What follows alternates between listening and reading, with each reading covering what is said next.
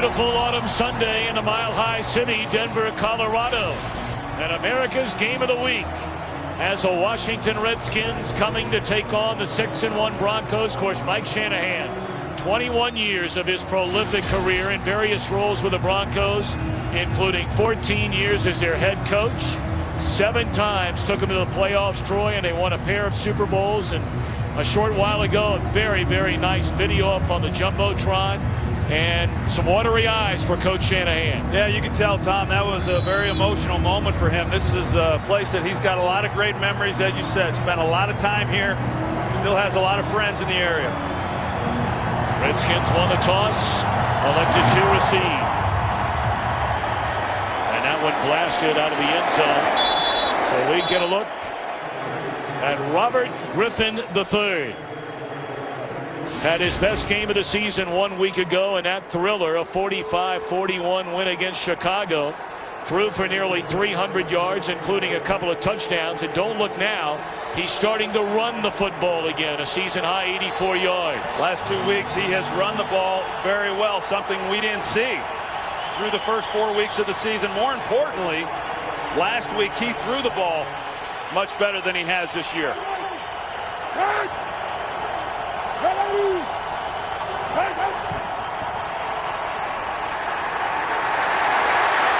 Great protection, and Griffin wisely slides up to close to the 25. They'll spot it at the 24. Of course, the Redskins love running the ball, not only Griffin but primarily Alfred Morris. Well, Alfred Morris has been an excellent player for this offense. Bursted onto the scene last year, and then this year he's continued to run the ball very effectively. Don't forget Roy Halou, who last week had 3 touchdowns, but he's been utilized more the last 3 weeks to help give Alfred Morris some rest.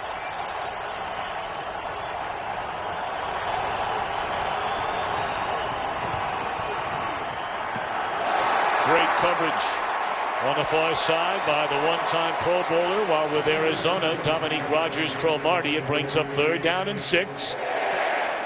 This Denver defense ranks 30th in the NFL, although now they have Von Miller back and Wesley Woodyard. Well, Von Miller should help that pass defense. They come into this game last in the NFL. The Redskins trying to take advantage of that. They come out the first 2 plays of this game trying to throw the ball. Haven't gotten much out of it. Halou is checked into the backfield for the first time on his 3rd down and 6. And Griffin wants a timeout.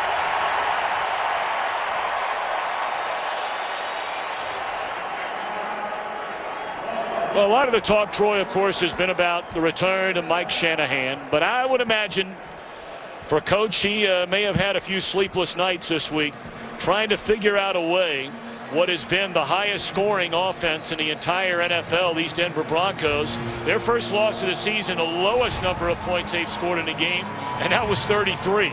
Yeah, well, now a lot of people are saying, well, now you've got the blueprint on how you handle the Denver Broncos. Well, there's no question the Colts played very well. The Broncos, uncharacteristically, though, didn't execute their passing game the way we've seen from them this year. And, of course, they turned the ball over 3 times.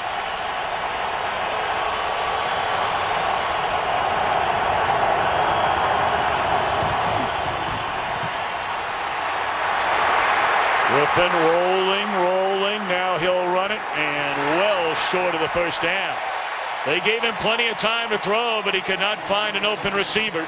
And it's 3 and out. They do a good job in the secondary of covering everybody up, and they did throughout this possession. On 1st down, Robert Griffin had time to get the ball down the field, couldn't find anybody. On 3rd down, he does. He has to scramble again. They converge. That's an excellent job to start this game for the Broncos defense. Special teams could be a big factor here today. The Redskins have had a terrible time, and Trendon Holiday will not get a chance to return it. We might see that the entire afternoon. Let's check in with Joe Klatt back in Los Angeles. It's game break time. Thanks, Tom. And to Detroit, you all saw Matthew Stafford leap into the end zone. They reviewed it and confirmed it. Stafford in the end zone, 31-30. The Lions came back, defeat the Cowboys. Back to Denver, Tom and Troy. Unbelievable win for Detroit. Lions turned it over 5 times in a game. 5 turnovers and still come back and win that game, and that means a lot for these Redskins here. Of course, the Cowboys beat them a couple weeks ago, but they're right in the middle of that NFC East race. Peyton Manning, 25 touchdowns against just 3 interceptions. Comes out throwing, and a first down catch is up to the 36-yard line, and that's Knowshon Moreno.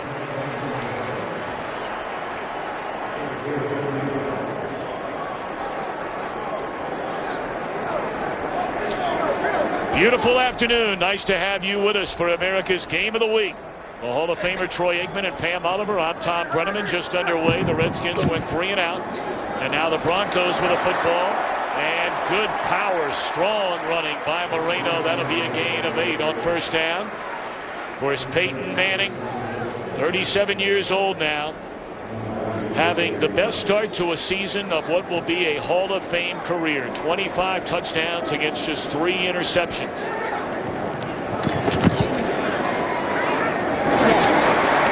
Demaryius Thomas good enough for a first down to the 49. Let's check in downstairs with Pam Oliver. Well, Tom, we will be keeping a close watch on how Peyton Manning's right ankle holds up today. Manning injured the ankle during the Broncos' loss to the Colts last week, saying it got rolled on. Manning told us the ankle is very sore, and he wasn't sure if that soreness would subside or continue into the game. Ma'am, thank you very much. That obviously is story number 1 here in Denver after Monte Ball carries for a little more than a yard on first down. Jay Glazer reported in the pregame that it was both angles. Watching him out here today, it looks like he's moving very gently. That's Monte Ball, the rookie out of Wisconsin, who's had some issues fumbling the football, although infrequently carrying the football. Ronnie Hillman, who had that big fourth quarter fumble in the final minutes at Indianapolis last week, inactive today. Yeah, they sent a message to him. Offensive coordinator Adam Gase told the team on Monday that if you can't hang on to the ball, you're not going to play. And Ronnie Hillman didn't even get to suit out for this game.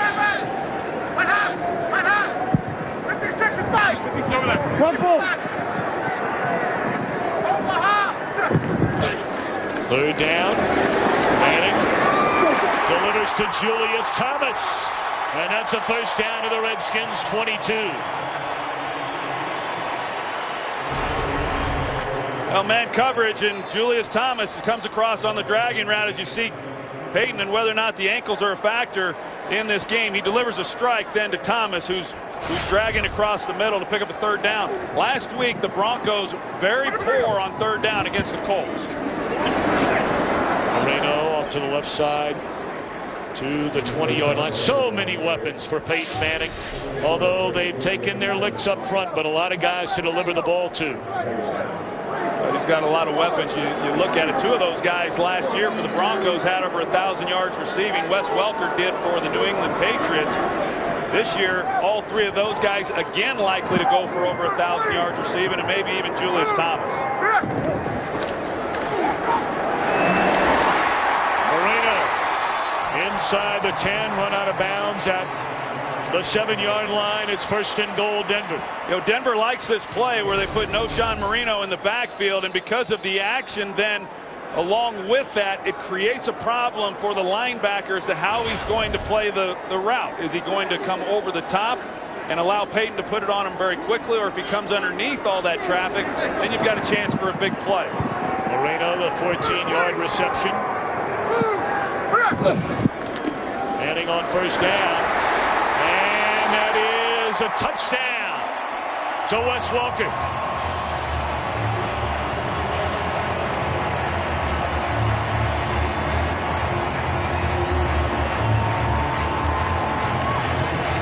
We talked about the Colts last week, Tom. They ran a lot of man coverage, and when you do, you got to be careful about these routes. Demaryius Thomas runs a slant route, a natural picking action that allows then Wes Welker to come wide open on the flat route. And his defender got caught up in the wash with Demaryius Thomas going to the middle of the field. Welker now leads the NFL in touchdown receptions with 9 of them. He came in tied with his own teammate Julius Thomas. Well, we should all have ankle problems. Manning 5 out of 5, 57 yards and an early touchdown. This game is sponsored by Southwest Airlines. Find our fares online only at southwest.com. Spectacular weather weekend here in Denver, Colorado. 9 plays, 77 yards, capped off by the touchdown reception from Wes Welker. 28 points on Denver's opening drive. Just another category where the Broncos are #1 offensively in the NFL. Well, they're #1 in a lot of categories offensively. And you know, people last week then said, okay, well, now you've got a blueprint on how you play the Broncos because of what the Colts did. Yeah, you know, like I said, the Colts did a lot of really great things, but when you turn the ball over and you don't throw the ball as straight as they normally do, then you're going to have some success. But they didn't play them any differently than most teams do.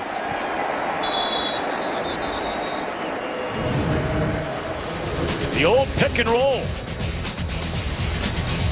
leads to a touchdown. 7-0 Broncos. The Redskins get it when we come back. Today's game is sponsored by Bud Light, official beer sponsor of the NFL.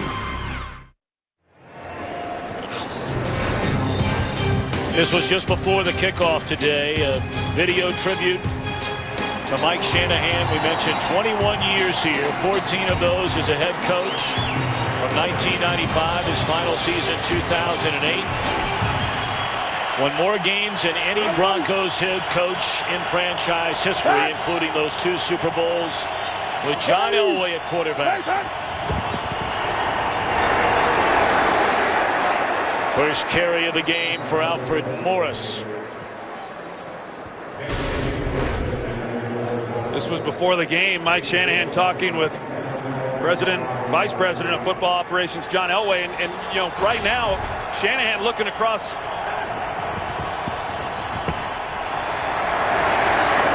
Morris trying to get to the first down marker, about a yard short.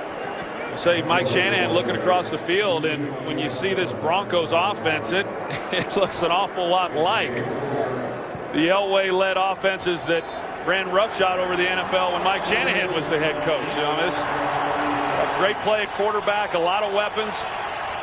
They're hard to slow down, as the Redskins found out on that opening drive. 3rd and a yard, they're going to throw it. And they pick up the first down. The catch made by the rookie tight end Jordan Reed, coming off a breakout game last week. A Redskins rookie record by a tight end. Well, you see the movement then by Robert Griffin. Move the pocket with him. That's what they like to do. Not have him stationary in the pocket. But yeah, Jordan Reed has been outstanding for such a young player. They're looking for the home run ball here. Into double coverage with an eye on Aldrick Robinson. Robinson looking around for a penalty flag that is not thrown. Well, you look at the Redskins coming into this game, Tom. Clearly, they're a team that wants to run the football. It's what they do well. They've done it a lot better here in recent weeks because of the fact that RG3 has been running the ball.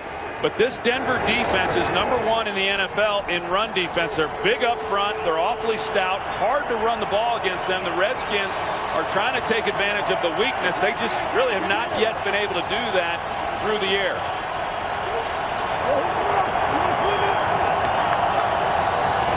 Second down and 10.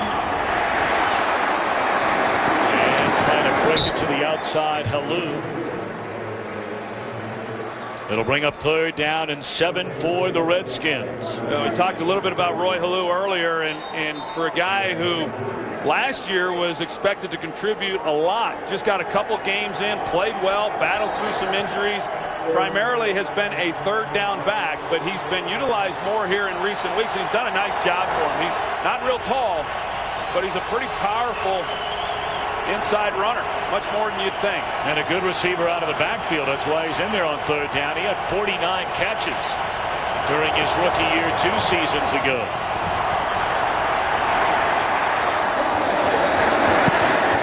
Incomplete on 3rd down, and once more the Redskins are forced to punt.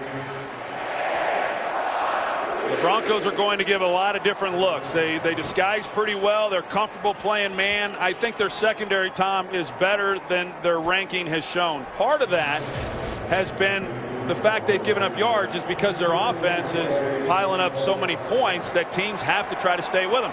A lot of pressure, though, on the Redskins offensively. Now, defensively, to try to slow down this Broncos offense.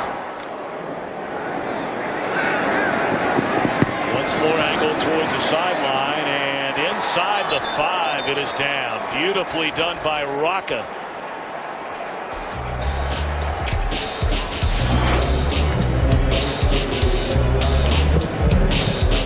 Today's game on Fox is sponsored by Chrysler, imported from Detroit. By AT&T, rethink possible.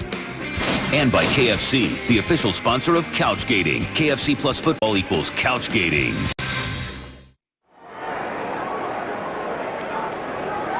Some of the little guys just outside of downtown Denver. They don't need oxygen. Why do the big guys need it? It's only supposed to affect the opponent. Manning perfect on the opening drive.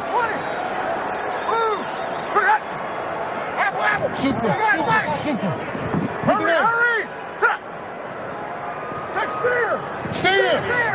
Danny! From the 1-yard line. Hand it off, and that'll give him a little bit of breathing room, not a lot, up to the 5-yard line on the carry by Moreno. It's an excellent job, though, by Peyton Manning. Backed up, trying to use hard count. You could hear him trying to draw the Redskins off sides. This offensive line, however, does an excellent job of staying in there. On Friday's practice when we were there, Tom, they work these types of things, the hard counts over and over. A very disciplined group, as they have to be, with a quarterback who changes play so much at the line. Catch made up to the 20-yard line by Jacob Tammy, just his 3rd catch of the season, and that is a first down.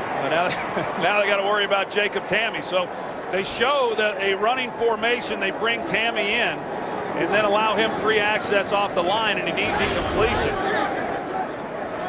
Jacob Tammy hasn't gotten as many opportunities this year as he was afforded last year.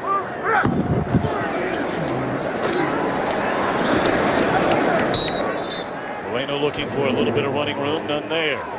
You know, it's really a collective effort when you're playing against such an explosive offense, and the special teams has done their job. They've been a maligned group, and rightfully so. They've not played well, but Sab Rocca doing a good job. The first punt's out of bounds, the second one pinned inside the 5.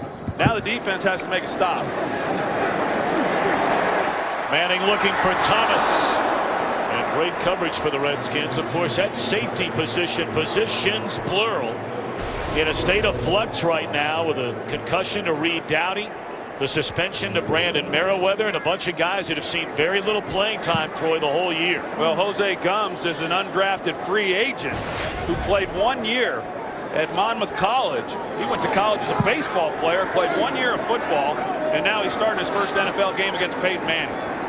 Macari Rambo, the rookie who started the first 2 games of the season, has not played since week 3, back in the lineup today. Manning underthrows the intended receiver Andre Caldwell. So after starting the drive from their own 1-yard line, they pick up a first down up to the 20, but that's where it stalls and the Redskins get it back. Hey, that's a win for the Redskins defensively, and you can't afford to get down too many scores against this group. So the Redskins offensively haven't really been able to get anything going yet. Defense does their job, and now they need a little help. Britton Colquitt puts a foot on it, backing up Joshua Morgan to the 22-yard line, and run out of bounds at the 24. Redskins trying to find their groove on offense, trailing 7-0. Peyton Manning clearly a little frustrated about something, the way that drive came to an end. They scored on their first drive, so now the Redskins get it for the 3rd time. 3 and out. Pick up the first down, their second drive, and now to punt again.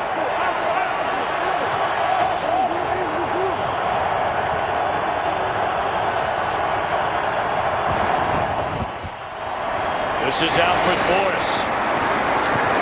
That's three pretty good runs for Alfred Morris to start this game. Let's check in downstairs with Pam Oliver. Well, Tom, the debate continues, but Robert Griffin believes he is all the way back from that knee injury. I spoke to Griffin before the game.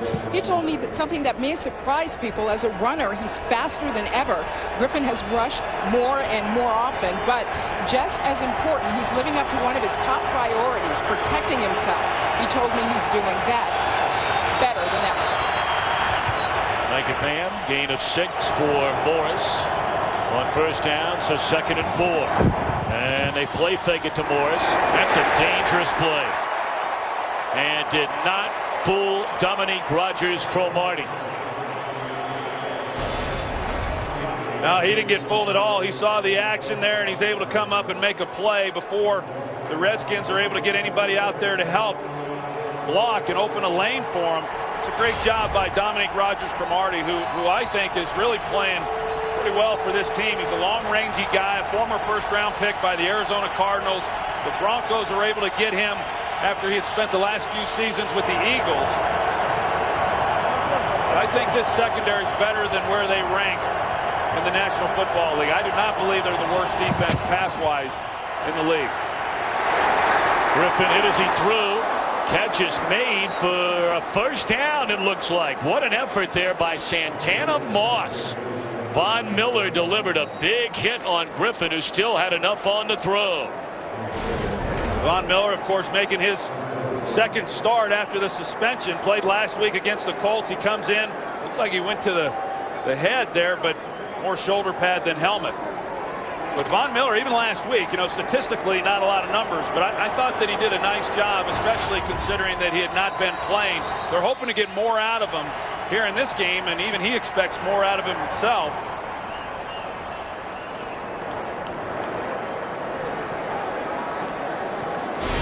All of a sudden a timeout on the field as you get a look at this catch by Moss. Denver's challenged the ruling on the field, forward progress relative to a first down. Well, you just heard it's been challenged by John Fox. The spot of the ball, Moss stretching out. Looked like the knee did not touch, but we'll let you look as we go to break. Well, John Fox 0 for 3 when challenging a call on the field. He's challenging the spot of the ball here on the catch by Santana Moss. Well, he's getting ready to be 0 for 4. After review, the ruling on the field is confirmed. Before any body part touched the ground, the ball was beyond the line to gain. It's 1st and 10. Denver is charged with their first team timeout. Tom, we talk about this Denver secondary, and they've given up a lot of big plays, and today they're without Champ Bailey again. He missed some time early in the year. He came back, re-aggravated his foot. He's not playing today, and then Tony Carter is also inactive today, so they're short a couple of guys. They have some depth, but they're without a couple key contributors. Alfred Morris this time off to the left side, and good running room for Morris. Man, this guy's an impressive back. Third most rushing yards by a rookie in the history of the NFL last season. 1,600 plus rushing yards for Alfred Morris. Well, he's averaging over 5 yards a carry this season, and when you have holes like that, that's why you put up those kinds of numbers. Great job by that offensive line. They give it to him again. Gain of 2 this time. Second down upcoming for the Redskins. 3:40 to play here in the opening quarter, and Denver in front 7-0. Alfred Morris is so effective running the football, and really, you're not surprised. Mike Shanahan, when he was in Denver, I mean, everywhere he's been, they've run the ball well regardless of who the back has been. But they found them great guy in the draft last year. What a catch by Garcon on the far sideline. About a foot short of a first down. Goodness. That is unbelievable right there. That's Chris Carter-like right there. That's the one right there on Fox Sports 1, Troy Aikman. Yeah, that and a few other highlight channels. And they cannot convert on 3rd and less than a foot. You give it to Halou. and Robert Ayers. Tom, it didn't look like Robert Griffin was even ready for the snap. He's looking at the defense. The ball snapped. They're in the pistol formation with Halou behind him. And fortunately, Halou was prepared for it, so he was able to get on the ball. Third and short. They have a great opportunity to keep this drive going. They get that first down. It's a good chance they're at least coming away with a field goal opportunity. Instead, Rocca's having to punt the ball. Fair catch by Holiday right at the 10-yard line. So a failed chance for the Redskins to keep the drive alive. Still down a touchdown. This game of the week in Denver. Some of the headliners from the early games. How about Calvin Johnson? 7 yards shy of Flipper Anderson's single-game NFL receiving yards record. Des Bryant a couple of touchdowns as the Lions won it in the final seconds at home over the Cowboys. Oh, Flipper Anderson, he was my receiver back in college. Yeah, that's a 300 yards receiving. That's ridiculous. First down carry by Monte Ball. 7-0. Denver in front. Closing in on 2 minutes to play here in the opening quarter.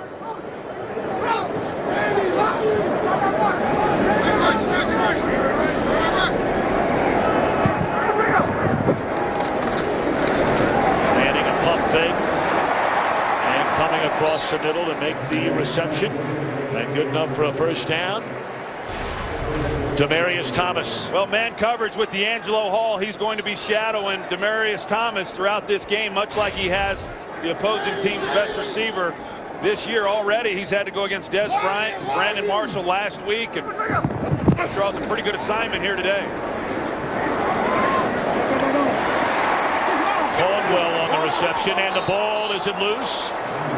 Were they saying Caldwell was down? Down is the call right at the 34-yard line. Another first down.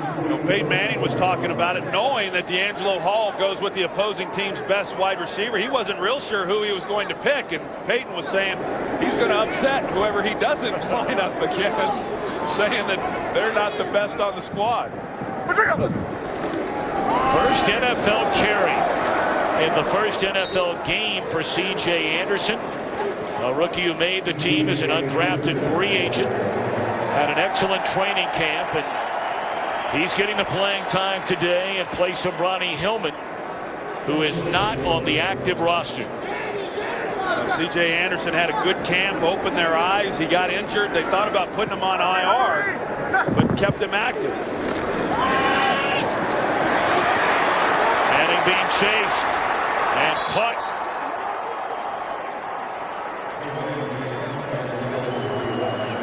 That's Rob Jackson. Yeah, Rob Jackson, another guy who missed some time because of a suspension. They're glad to have him back. And this defense, Jim Haslett has them playing hard. You watch the film, and they fly around to the football. And last week, Josh McCown for the Bears was able to get outside the pocket and pick up some key yardage. The Redskins don't have to worry about that with Peyton Manning. They're down. Crossing pattern, the tight end short of the first down is Julius Thomas. Boy, we enjoyed talking to Julius Thomas a couple of days ago. Talk more about him throughout the afternoon. That's the end of the opening quarter. 7-0 Broncos. Fox NFL Sunday will return after these messages and a word from your local Fox station. D'Angelo Hall, the 3-time Pro Bowl cornerback of the Redskins, need a little help getting up after being injured on the field, but was able to walk off under his own power, and they're taking a look at him on the Redskins sideline. Oakwood punts it away, and Morgan backed up inside the 10. Covered initially very good, and now all of a sudden look out. Morgan down the sideline. An extraordinary return by Joshua Morgan, who somehow evaded 5 would-be Denver tacklers. He initially was going the wrong direction, Tom. He fields this punt, then he starts backwards to keep from being tackled. Looked like he might get tackled inside the 5-yard line. A big physical guy, hard to get to the ground. And as I talked about, a special teams that has just been awful this season. really done a nice job here in this first half, both with punt coverage, worst in the league coming into this game, and then setting up the Redskins offense here on the 40-yard line. 34-yard return by Morgan. And slammed to the deck is Alfred Morris by Terrence Knight. We check in back in Los Angeles with Kurt Menefee. We call it the Howie Terry Bowl. Steelers and Raiders, look at this. 5 seconds into it, this is history. Terrell Pryor, longest run by a quarterback in NFL history, longest run in Raider history, 93 yards for a score. They lead at 14-3 in the second quarter. Tom, Troy, and Pam. Well, Bradshaw never saw Stabler run like that, did he? No, he did not.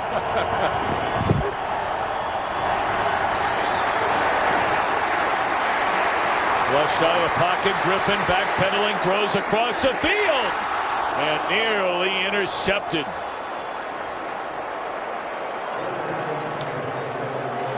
Iheanacho almost picked that one off. Well, Iheanacho, he just misplaced this ball, and you're going to see, I mean, this is, you can't make this throw. I mean, you just threw it up, and Iheanacho sees it the entire way and then starts his jump and is unable to make a play on the ball. And we've seen that a few times from this Broncos secondary.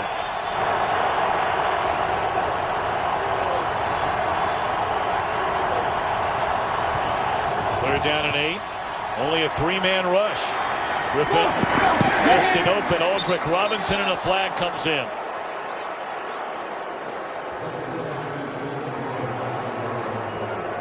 It looked like Aldrick Robinson at the top of that route got held, and the official there was right on top of it to see it. Aldrick Robinson, normally the guy who goes vertical. You see the grab there. Good call. That's on the rookie Kayvon Webster. Yeah, defense number 36. 5-yard penalty and a first down. Yeah, they like Kayvon Webster, as you said. He's a young player. There's a lot for these guys to learn. Both teams relying on young players back there, and he's done a lot of good things, but then he's had some mistakes as well. Inconsistent as you would expect for a young guy, and he gets the grab. And you'd think that he'd have been playing a lot softer just because, as I said, Aldrick Robinson last year was the guy when he came in, he was going down the field, and they were able to take advantage of that. And then the genie was out of the bottle. They knew what his deal was and hadn't gotten a lot of opportunities. Did a nice job last week in that win over Chicago. He had a 45-yard touchdown, his first touchdown catch of the season. Automatic first down after the penalty. Kalu cuts it back to the inside, crosses midfield to the Broncos 49. Well, after a wild finish in Game 3 of the World Series last night at Busch Stadium, they will reconvene tonight, Game 4, right here on Fox, following football. It was a great game last night. I hate that it ended like that, but it was a great game to watch. And it was the right call. Yeah, it was.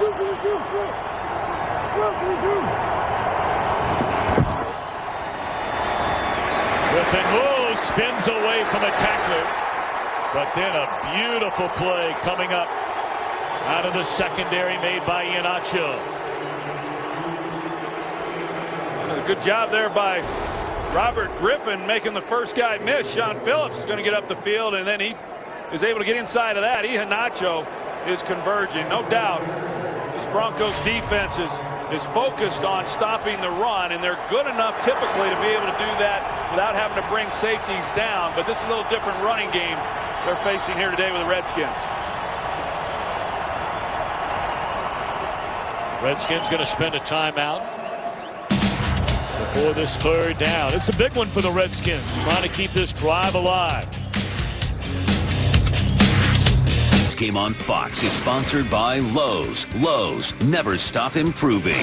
By DirecTV. If you call yourself a sports fan, you gotta get DirecTV.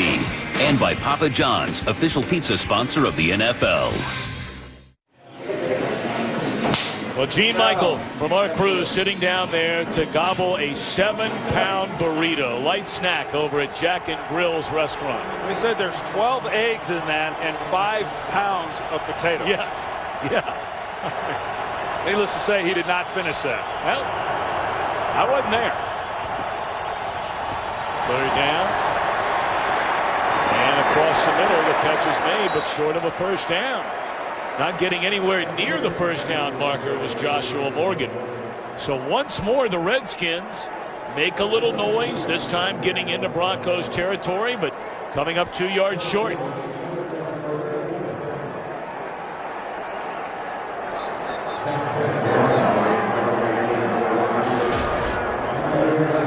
So Rocco on the punt for the 4th time.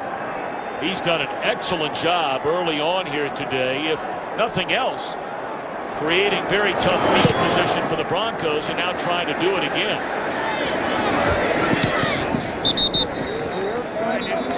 Inside the 15 for this. We have a penalty flag, I beg your pardon.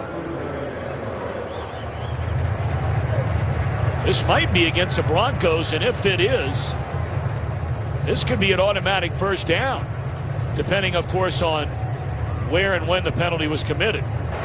During the kick, holding number 30, the receiving team. Half the distance to the goal. All right. First down. So after the ball had already been punted, holding. So now Manning and the Redskins back up.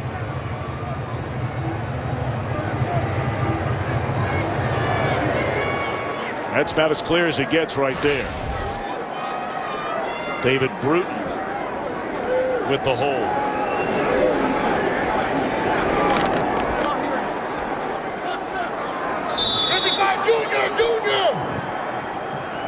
D'Angelo Hall back out there at corner up top on Demaryius Thomas.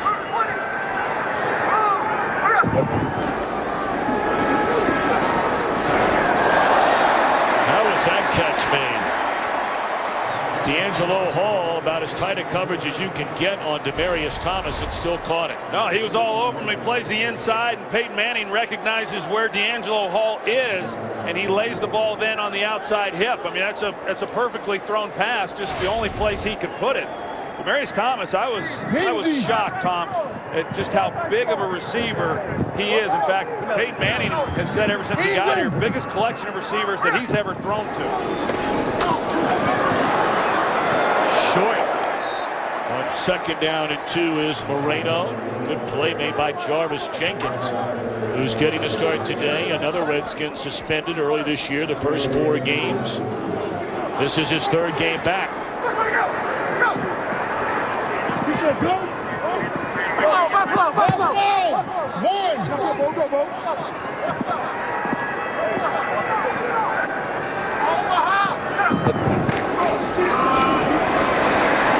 They run it on 3rd down and convert it into a first down. Well, what happens is he comes up and he starts trying to work the defense a little bit to see if they'll declare, the safeties will, as to what their intent is. They stayed deep, and then he believed that they were going to continue to stay deep even once the ball was snapped, so he checks to a running play. The Redskins did stay in coverage, and they're able to pick up then the first down. Brendan Holiday checks into the backfield for the first time. Across the middle, that is Welker, and that's up to the 35 for a first down. Yeah, I talked about the Colts and the way that they played these Broncos receivers. They got, tried to challenge them at the line of scrimmage. Wes Welker is able to get a free run off the ball, and you see in zone coverage a lot of holes there in the middle of the field for Wes Welker to work.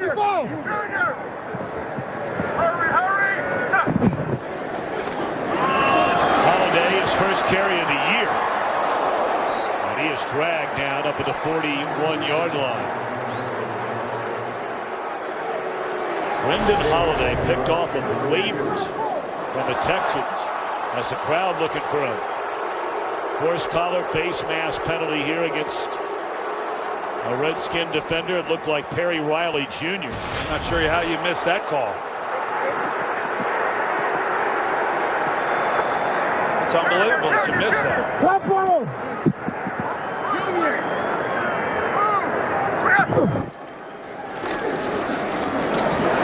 Decker to midfield, and another Broncos first down. Decker coming off a career day.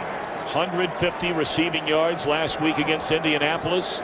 And he is becoming more frequently the favorite target of Peyton Manning. 4 times in 7 games he's led the team in receiving yards. See the early numbers for Manning.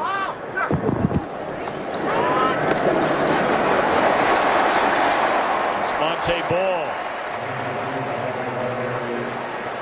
Well, it's a nice luxury for the Denver Broncos. Of course, as we mentioned, Ronnie Hillman not suited out today, but to be able to use Montee Ball and Noshawn Moreno, and now, as we talked about, they've got C.J. Anderson active, but to be able to rotate those guys through is a real luxury the Broncos have. Ball once more. Bottled up this time. Of course, the real key for them has been hanging on to the football. The Broncos have the most fumbles in the NFL, and they've lost the most fumbles in the NFL. They have put the ball on the ground an awful lot through the first half of this year. They fumbled 17 times, and they've lost 10 of them. Trying to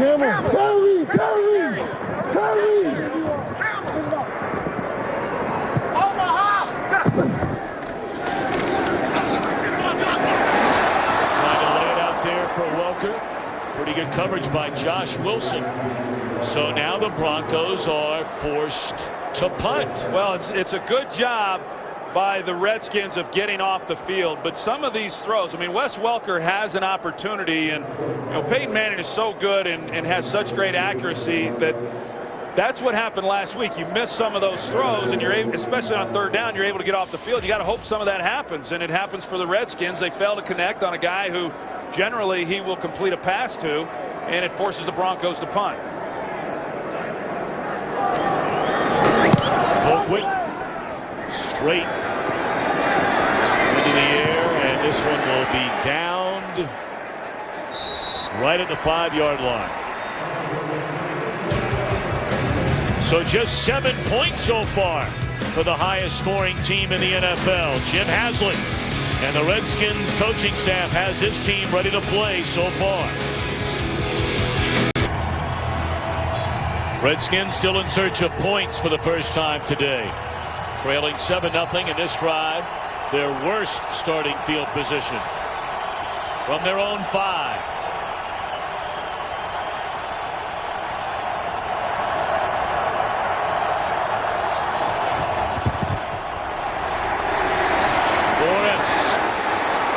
Into the secondary and beyond.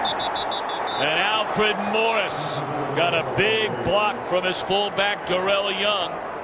And he's finally run out of bounds up to the 32. Well, it's Darrell Young right here. He was a linebacker when he got to Washington, and they liked his ability to block and thought he'd make a good fullback. He has. He's got good hands, but he's made a number of blocks even in this game. But you cannot watch the Redskins offensively and not be impressed with the job he's doing. 27-yard run on 1st down. Alou, the loss of 2. You're talking about all the time, Troy. You got to get blocks from your wide receivers. Yeah, Aldrick Robinson, he more or less absorbs that one. But both of these teams, the wide receivers on the perimeter really do an outstanding job. The Broncos wide receivers do. The Redskins wide receivers do. You can't run the ball effectively the way that the Redskins have been able to if you don't have guys willing to block in the run game. One fake. Caught for a 1st down. Up to the 45-yard line. That is Garcon after a big hit from Wesley Woodyard on Griffin. Well, off of the play action, and it creates a nice lane. They bring as you said, they bring Woodyard, they bring Trevathan, and when they bring the linebackers, it opens up then that intermediate zone that they completed. Griffin twice wanted to throw it to Young and either lost the handle or decided better of it, and he is dropped by Knight for a big loss, a loss of almost 9. Yeah, it's a big loss, and he had a chance to just throw it away. I mean, it was outside the tackle box. And once you don't get the look that you want, he wanted to go to Darrell Young, but the corner kind of slow plays it like he's going to drive on it. But you just can't afford the sack there. It was too easy to get that ball out. You know, it's funny sometimes. You see all the hits on Robert Griffin III, but a lot of the times he's dropped back, he's had a lot of time to throw the ball and has just been unable to find a receiver. and inevitably has gotten hit. Quick slant here, and a catch made by the tight end Jordan Reed. And he's about 2 yards shy of a first down. 154 receiving yards a week ago for Reed. That's an excellent route by the young guy, and for a guy who really hasn't played a whole lot of tight end. He played some wide receiver, he played some quarterback, and so some things are a little bit new for him. But I know when we visited with Mike Shanahan early in the year, he was raving about Jordan Reed, and he hadn't yet done much, but Mike Shanahan said, wait till he has that game. Well, he had it last week. What a good young player he is.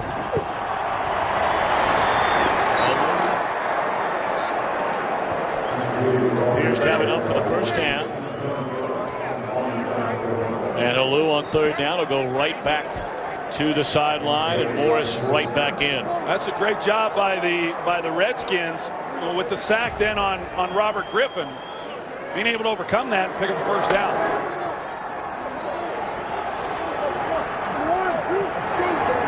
Closing in on the 4-minute mark. Redskins for the second straight possession move into Broncos territory. And on the first down, they give it to Morris with running room.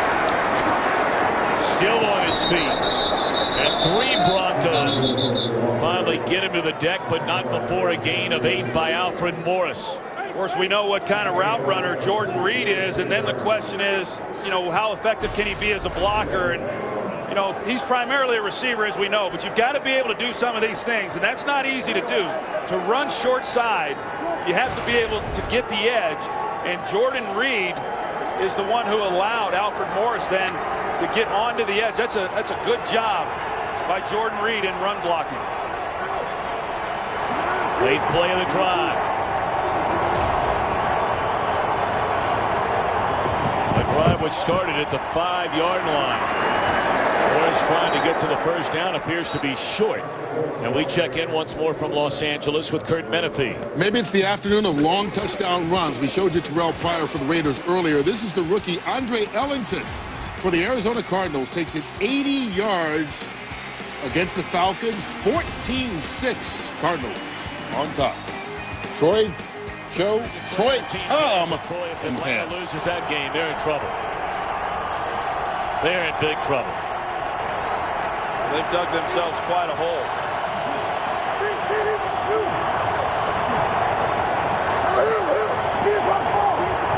Alou on 3rd and a foot. And he picks up the first down to the Denver 32-yard line. And that's what I was talking about as far as, you know, yeah, 3rd down back. He catches the ball well. He pass protects, but, you know, he's able to pick up these kinds of yards. You know, it's not easy. He's got good vision. He's low to the ground. He's powerful. It's a good job really finding out where he needed to go to pick up that first down. Well, we talked about this Denver rushing defense, among the best in the NFL. Now, some may say that's because they have big leads and teams don't run it. The Redskins are running it so far today.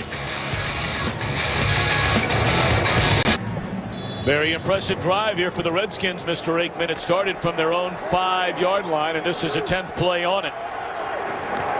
They've done a nice job running the football, taking it right at this defense. Play fake to Alou, wide open off to the right of Griffin. He had Joshua Morgan, instead tries to fire down around the 20-yard line to Jordan Reed, and it's incomplete, and Reed is still not up. Boy, the Broncos lost Joshua Morgan coming out of the backfield.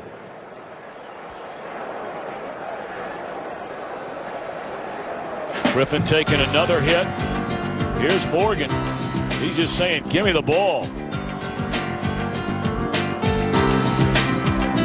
Today's game is sponsored by the Samsung Galaxy Note 3 and Galaxy Gear. So go back and take a look at that play. You're going to see Josh Morgan, and he's on the swing route. Nobody runs with him, and you know, then you see the other one in the corner of the end zone is Pierre Garçon, who's wide open. He has 2 guys that would have had big plays. Josh Morgan's probably the guy who should have gotten it, because last week the Colts ran that exact same play. They're able to score a touchdown on that play, and the Redskins come back with the same look, and RG3 just got locked in then on Jordan Reed, and we'll find out what his condition is, but a real missed opportunity there for the Redskins. Well, Morgan having to come out of the game, or Reed rather. He looks like he's okay. He'll sit out in the 2nd down and 10. Redskins started this drive from their own 5-yard line. They're at the Denver 32.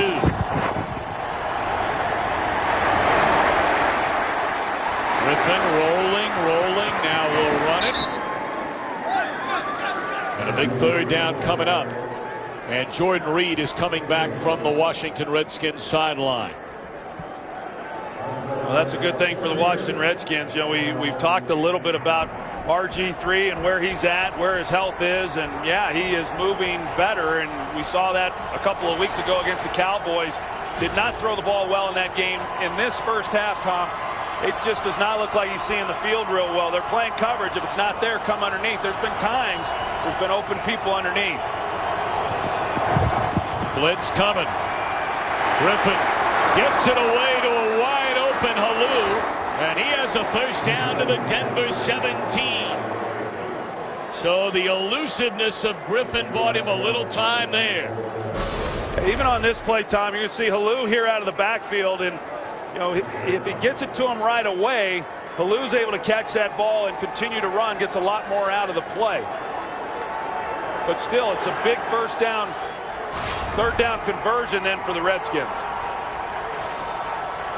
They've got Halou off to the right of Griffin.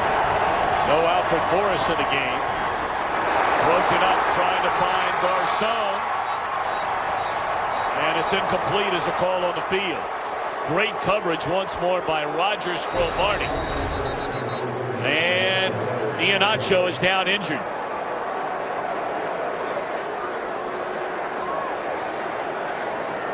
Looked like that ball did hit the ground before into the arms of Iheanacho. Got a lot of guys going down here in this first half. You're right, when it happened in real time, I thought Iheanacho maybe came away with that one, but clearly it hit the ground.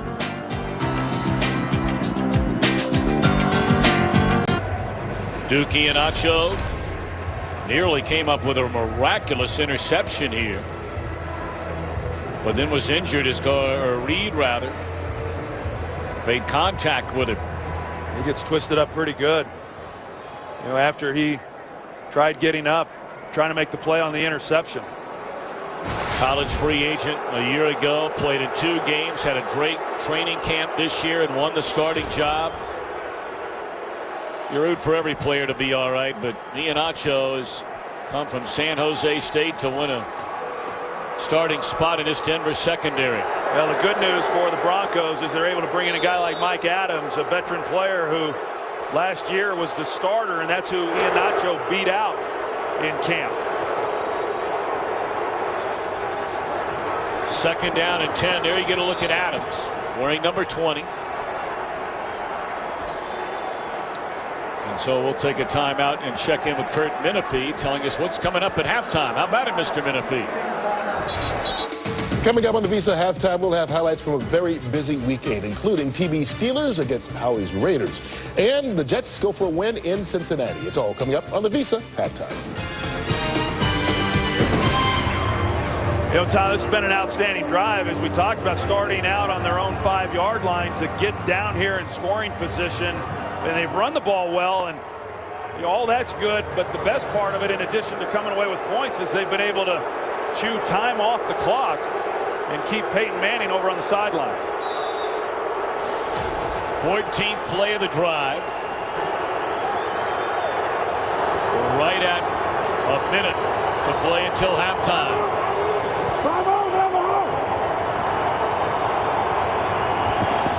Second down and 10. The blitz coming. And the pass is caught by Jordan Reed down to the 12-yard line. It brings up 3rd down. 50 seconds remain. Well, they've still got plenty of time, and you know, they don't need to rush this on 3rd down. And it's smart that they're huddling up and not trying to get to the line and not make sure they have a good call to play.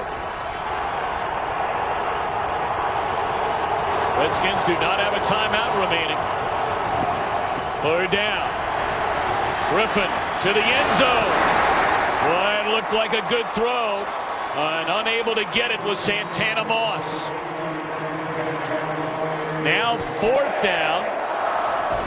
And out comes the field goal unit. This is an outstanding throw by Robert Griffin. He puts it right there. That's a play that Santana Moss normally makes. You see the way that he's able to thread that right in there. It doesn't get any better than that. Of course, we saw Raheem Moore, number 26, come across, and maybe that was enough of a distraction to get Santana Moss's eyes off the ball.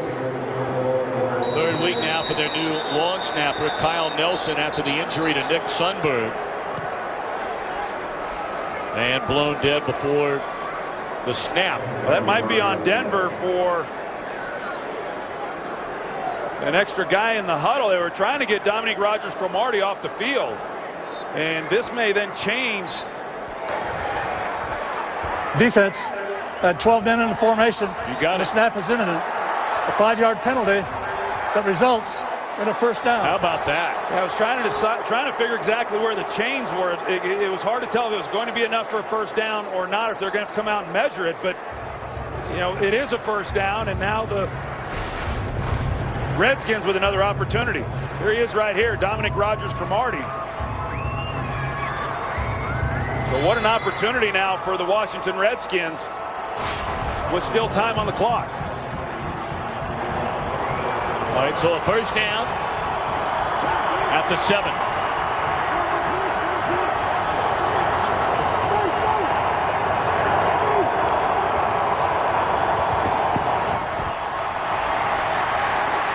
Flag down to the end zone. It is caught for a touchdown by Leonard Hankerson, but we wait on the penalty flag thrown behind the line of scrimmage.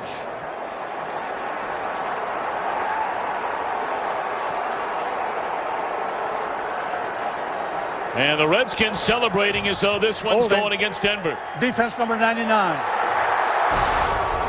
How about that drive for the Washington Redskins?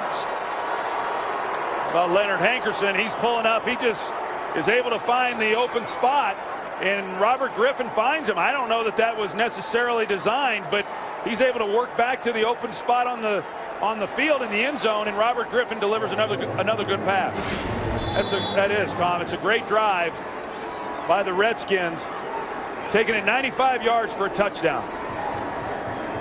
It was a 1st down run by Alfred Morris that went for 27 yards to give him some breathing room. A couple of 3rd down conversions, ran the football well, and now all of a sudden 19 seconds remain, and we're tied at 7 coming up in November. Some cops are born, others are made. Get ready for the next evolution of cop drama. The show critics are calling obsession-worthy, almost human. The 2-night series premiere starts Sunday, November the 17th on Fox. Well, we'll go back and take a look at the touchdown and how Robert Griffin is able to work his way back.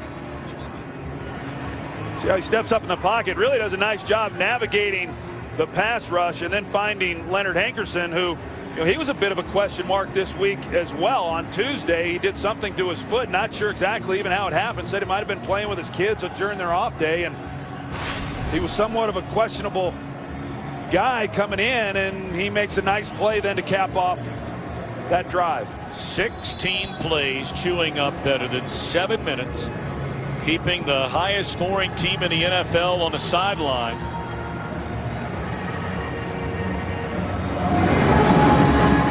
And 19 seconds remain here in the opening half.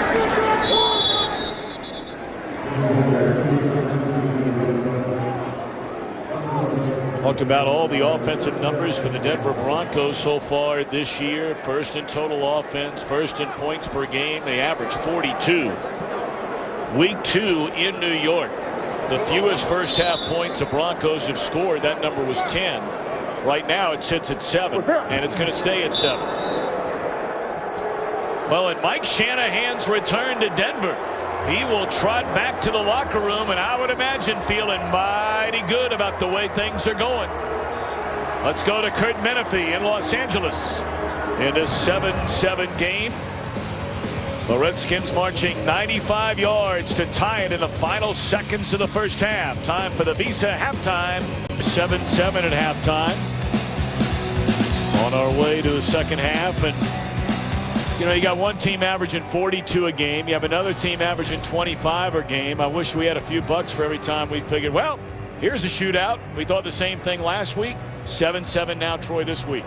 Well, Jim Haslett, the defensive coordinator for the Redskins, he has to be thrilled with what he saw of his defense. We talked about it. They got some young players in the secondary. They've been able to get Denver to third down, and then for, you know, a variety of reasons, they've been able to get off of the field on third down. That's been the real key. Of course, the last drive aided by the penalty, but the Redskins running the football has shortened the game for Peyton Manning, and he hasn't gotten a lot of opportunities. He's played well. We invite you to follow your favorite team all season long. You can go to iTunes.com/NFL. The Broncos will get the football to begin the second half. We mentioned that Peyton Manning was standing on that sideline. You take into account timeouts, a couple of injuries. When he throws his next pass, that roughly occurred about 45 minutes ago. Let's check in with Pam Oliver. Well, Tom, that beautiful 95-yard drive made Mike Shanahan a really happy man. But what about all those hits on Robert Griffin? We talked about that at the half.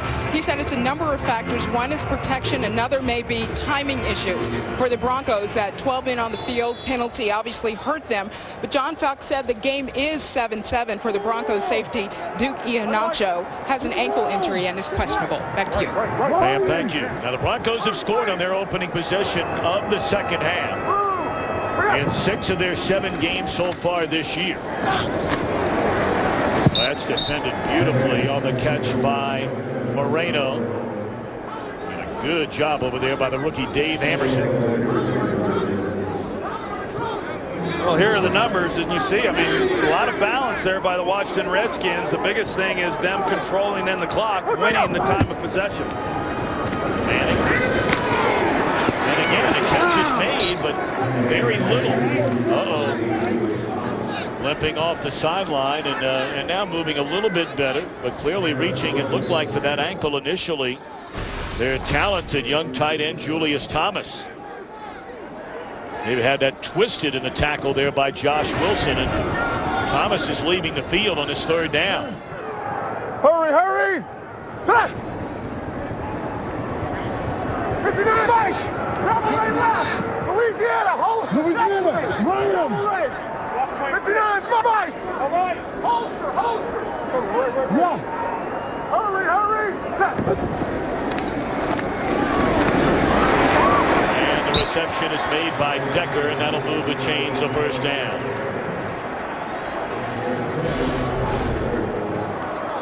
So there's the play we saw earlier with Julius Thomas, and he reaches down there for that ankle as he went to the ground. And you know, like we said, a young guy who's so raw. Really enjoyed visiting with him on Friday, but he's got a huge upside. What a delightful young man. We talked to Thomas. He said, football was my first love, but he didn't play football from the time he was 13 till the time he was 22.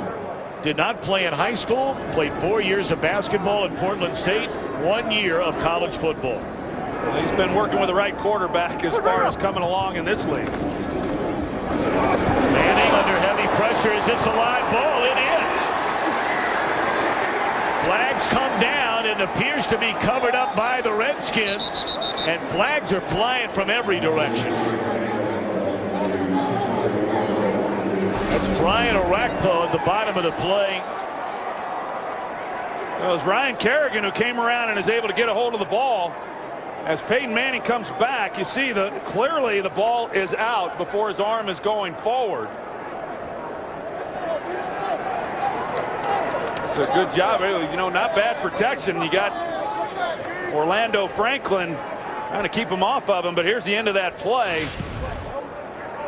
During a loose ball, holding, number 18, offense. Penalties decline. First down. Peyton Manning, he gets caught grabbing Brian Orakpo, who, once the ball came out of his hands, he's trying to get to it. And that's where they got Peyton holding him, trying to keep him from getting to the football. But an excellent job by Ryan Kerrigan. That's the pressure that you need to get on Peyton Manning. He got banged around pretty good last week. 4 sacks against the Colts, hit a number of other times. So now the first big momentum swing, and the Redskins trying to take advantage of it. They give it to Morris. And he carries down to the 15-yard line. That'll be a gain of 4 on first down for Alfred Morris. And we talk about all the fumbles that the Broncos have had offensively, and of course Ronnie Hillman not playing. That's Peyton Manning's 6th fumble. It's the 4th one that he's lost. So, that happens a lot with quarterbacks, getting the ball knocked out when you're in the pocket. But, that's the break that the Redskins were looking for defensively. Set. Ready. Patient. That's old-fashioned power football there. And Morris out of the I formation barrels inside the 5 down to the 3. Well, Trent Williams here, and then you can see the cutback that they run with Alfred Morris. It's because of the block by Trent Williams that creates the lane. Josh Morgan, again, doing a good job blocking at the wide receiver position, and that's a nice hole for Alfred Morris. He has had himself a nice game. He has not yet had 100 yards rushing this season, Tom, but that's only because the most carries he's had in the game is 19.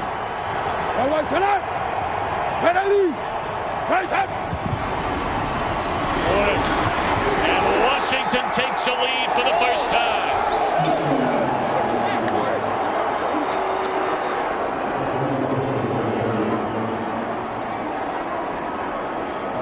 The strip by Kerrigan, the fumble recovery by Arakpo, and strong power running by Morris to give Washington the lead. Well, and just an outstanding job by the Redskins offensive line. The old Redskin Hogs, they showed up today, and they have really all year long, and they've done a good job of creating some lanes for Alfred Morris. This defense has not been able to hold him back. Point after by Kai Forbath is good. So the big break they needed. Manning and the Broncos, a rare spot playing from behind. Today's game is sponsored by Southwest Airlines. Find our fares online only at southwest.com. And by Ford. Only Ford gives you EcoBoost fuel economy and a whole lot more. Alfred Morris, 3 straight rushes following the turnover. And Mike Shanahan in his return to Denver. He's been here once after working as an assistant coach in Denver. As head coach of the Raiders came back. But his first visit back since being the head coach in Denver. And the Redskins have a 7-point lead thanks to Alfred Morris. Jim Haslett hoping that his defense can play in the second half like it did in the first half, holding Denver to just 7 points. First possession here in the second stanza. A fumble that's converted into a touchdown. Robin, podium. Robin.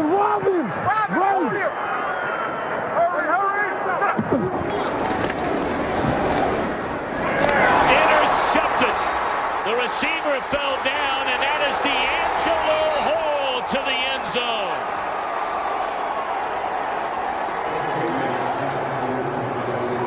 No penalty flags on the field. Demaryius Thomas looking around for a penalty flag. Well, he's been matched up on him throughout this game. You see he gets physical with Demaryius Thomas coming off the line. I think it was a good no call. D'Angelo Hall is in his face. Demaryius Thomas falls down as he's trying to run the slant route, and D'Angelo Hall then in man coverage is there to make the play. 2 possessions coming out at half for the Broncos. 2 turnovers by Peyton Manning. Point after is good, and my oh my. After losing for the first time a week ago, turning the ball over 3 times, committing 12 penalties. Now all of a sudden the 2 turnovers and Washington a 2-touchdown lead. Well, they're playing physical with the receivers, and as a quarterback, he's got to turn that ball loose. I mean, you can't throw the slant route and wait and see if the guy is going to keep his feet and beat the defender on the route. So you throw it with timing. And unfortunately for the Broncos, Demaryius Thomas falls down. D'Angelo Hall right there to make a play.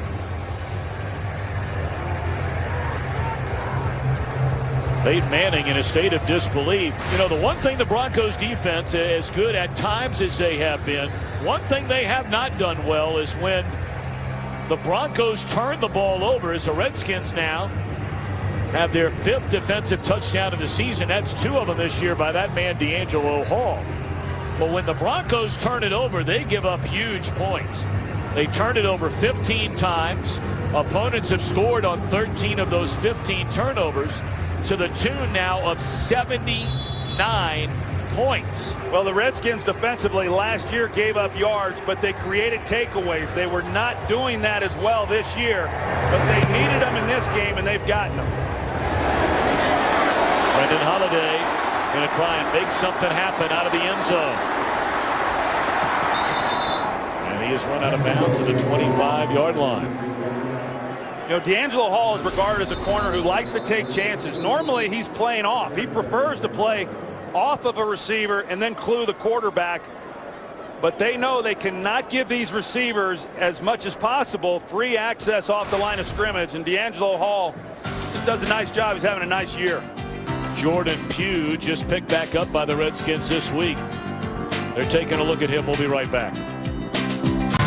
Jordan Pugh made the Redskins team initially this season. They had to cut him loose when they needed help on special teams. They brought in Trenton Robinson. And now Pugh back with the Redskins this week and had to leave with an injury.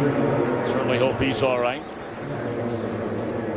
Let's check in on the injury to Julius Thomas with Pam Oliver.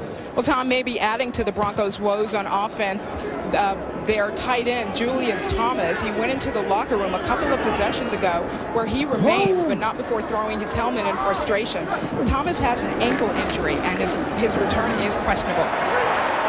Pam, thank you very much. That's a first down reception. Manning to Wes Welker up to the 42-yard line. That's a bit of a concern with Julius Thomas. It was the ankle injury that really eliminated his rookie season and then cost him all of his second season. He's had surgery, whether or not it's the same ankle, but fairly significant. And now we've got a number of guys following Pam's report, a number of guys down, key players, this time Brian Orakpo. Brian is at the, that's the chip by the back on the way out, and those guys don't like that. Forget the fact that he went down with an injury, but they don't like it, period. But as he's trying to speed rush then around the edge, he takes a shot, and to what extent we'll find out. That's Noshawn Moreno who delivered that blow on Orakpo. Of course, Orakpo, a Pro Bowler in each of his first 2 seasons with the Redskins, only played in 2 games all of last year after he tore a chest muscle.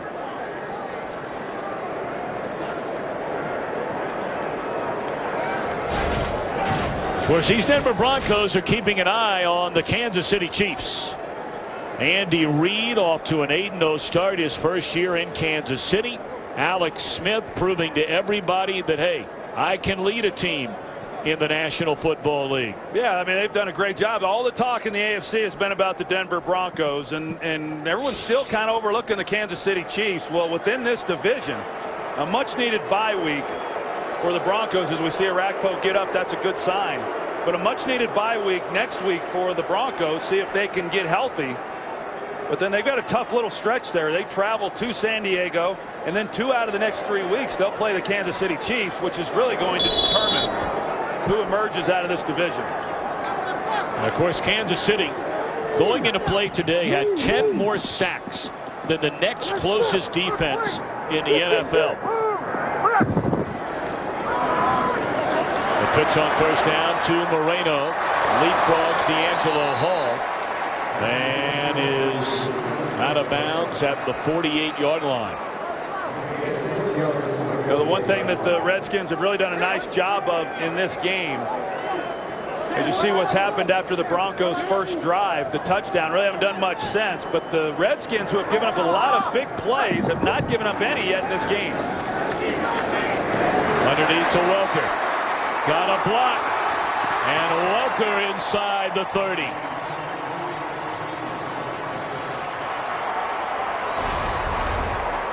And just as soon as you say that, then they're able to get the ball to Welker for a big play in the passing game. He didn't have to throw it very far down the field, but they get the blocking then once Welker gets the ball in his hands. Well, nice game then for Denver.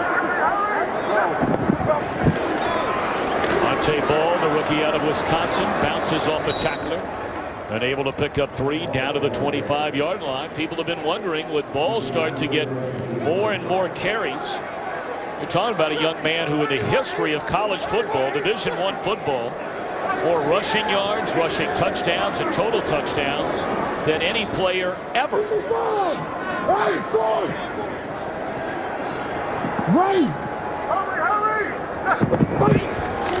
Blitz coming, Manning able to get it away.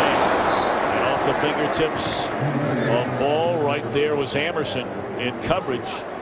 Yeah, they've been playing man coverage, Tom, on the outside. That's what Peyton Manning talked about on Friday. Was what the Redskins do a good job of is they'll show that they're going to play man. You would think the corner then is going to run with the receiver, but then they peel off of it and they take the guy in the flat. That's exactly what Amerson was able to do on the last play.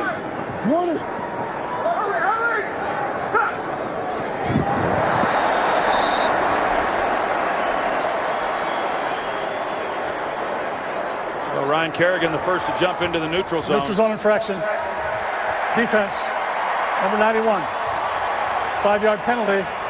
Remains 3rd down. Well, Ryan Kerrigan, he's the guy who was able to strip Peyton Manning in the pocket, and I really like the way that he plays. I talked about how hard all of these players play. Jim Haslett's got them flying around to the football, even though they have given up yardage. But Ryan Kerrigan is one of those guys, and he's done a nice job.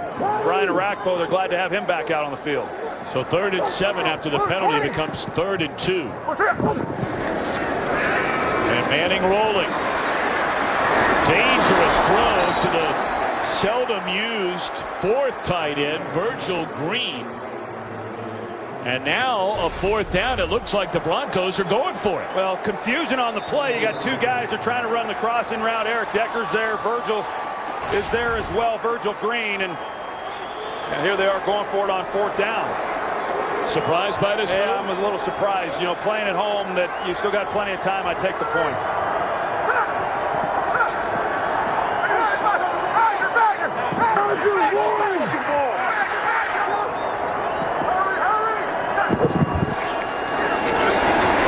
They hand it off, and Moreno with a first down to the 16. Well, they get the double team in the middle, and it's a good push inside, and that's what creates the hole. You can see right here, the center, Manny Ramirez, and then Luis Vasquez, who was at right tackle last week, they get the push and allow Noshawn Moreno to pick up the first down. Of course, the Broncos thrilled to have Orlando Franklin back in there at right tackle. He sat out last week's game. Catch made inside the 5, and down to the 3-yard line is Demaryius Thomas. It's 1st and goal, Denver. Not an easy call for John Fox to make either there on 4th down. Thinking back to last week, a number of times 3rd and short, and they fail to convert. And he decides to go for it on 4th down and was confident they'd pick it up. And initially I thought maybe they'd run the hard count, but keeps this drive going. We've got Monte Ball in the backfield. And out of the shotgun from the 3. Beautifully covered by Josh Wilson. Yeah, they put Wes Welker in the backfield, and you come out of the backfield here and you've got a 2-way break then on Josh Wilson. That's not easy coverage. Now it's a ball that's a little bit behind, but it doesn't take anything away from the job that Josh Wilson does on a very difficult receiver to defend when he's got that kind of field to work. Once more in shotgun on a 2nd down and goal. Ball, they're trying to shove him into the end zone. He got there.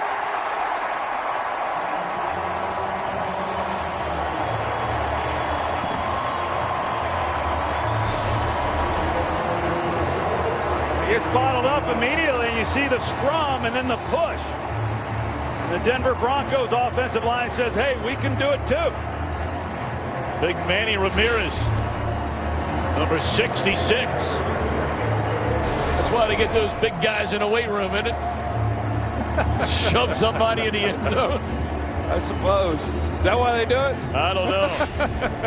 That's a great drive by Denver, answering after turning the ball over the previous 2 possessions and finding themselves down 14. You know, gutsy call by John Fox, going for it on 4th down, keeps the drive alive, and they're able to pay off and come away with a touchdown.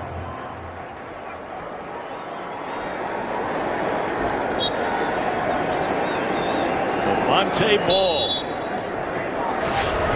scores his first NFL touchdown.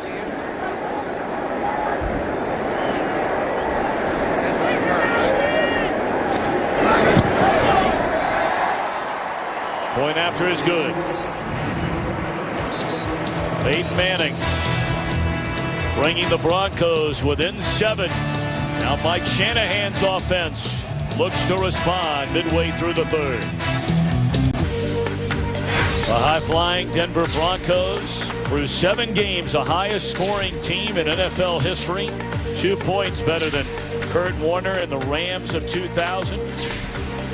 Where's Tom Brady and the Patriots in 2007. A Super Bowl winning season in 2009 for Drew Brees and the Saints. But responding there. That's a big touchdown drive after falling behind by 14. Well, big time touchdown, not surprised. I mean, Peyton Manning, he's not afraid of a shootout. As we saw earlier this season against the Dallas Cowboys, one of the great regular season games played in recent memory.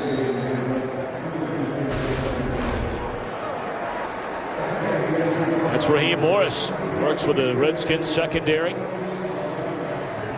Raheem Morris, he had his work cut out for him this week. You know, with Brandon Merriweather, who was suspended for 1 game, surprised that got reduced from 2 games to 1. But nevertheless, he was out going some young players there at the safety position. You know, how do you hold up against this group of the Denver Broncos? And they've been able to. Set. Ready. Face up. This is Alfred Morris, and a gain of close to 3 on 1st down, and we send it back to Los Angeles to Joel Klatt. Thanks, Tom. And we go to Cincinnati. And why would we show you this game? Because Andy Dalton, career-high 5th touchdown pass to Marvin Jones, who has caught 4 TDs in this game. Bengals all over the Jets, 42-9. Tom. Troy, that's another team in the AFC people better start keeping an eye on. Well, you've been keeping an eye on them. You called that one, didn't you? Coming in. You like the Bengals. Tough day to be a Jet fan. Completion to Garcon.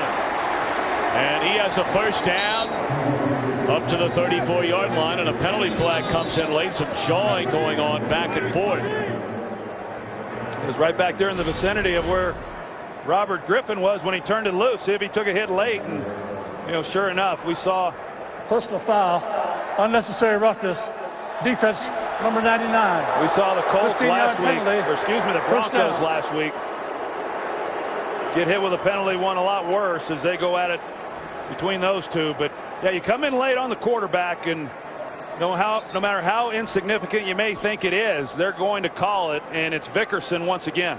Yeah, in fact, he was flagged twice for unnecessary roughing penalties, fined $10,000 for a couple of hits. Yeah, you can see John Fox saying, I can't watch it anymore. No, I mean, hey, we all know the climate that we're in the NFL, and you can't hit the quarterback once the ball's out. I mean, you just got to treat him with kid gloves. Morris off to the right side. And a gain of 2 on 1st down. I was talking about that play from last week, and they were calling it the flop, and that's a good name for it too, because right at the end of this play, but yet Vickerson, he does come in. He comes in and bumps him at the end of the play, much like he tries to do here. And these guys, they want to hit the quarterback. That's the way they get paid. They want to get back there and make that guy punished. And they try to skirt the rules a little bit, but the official is right there watching it throughout the play. Morris trying to cut it back to the inside, and at least for the first 2 plays, the Denver defense on this series standing tall. Well, they do a good job because they're able to get some penetration then behind the line of scrimmage, and Jack Del Rio knows that if they continue to run the ball the way that they have with Alfred Morris, Mike Shanahan's going to continue to call it. But those last 2 plays, they played it very well. Well, one of his defenders, Kayvon Webster, the rookie out of South Florida, injured on the field. A 3rd down when we come back. Kayvon Webster appears to be okay. In fact, he wanted to stay in the game. Well, here's what happened on the play. He's mixing it up with Aldrick Robinson, and then he goes to the ground, and he got buried on the bottom of it. But yeah, he was starting to go back into the game. He's got to stay out at least 1 play.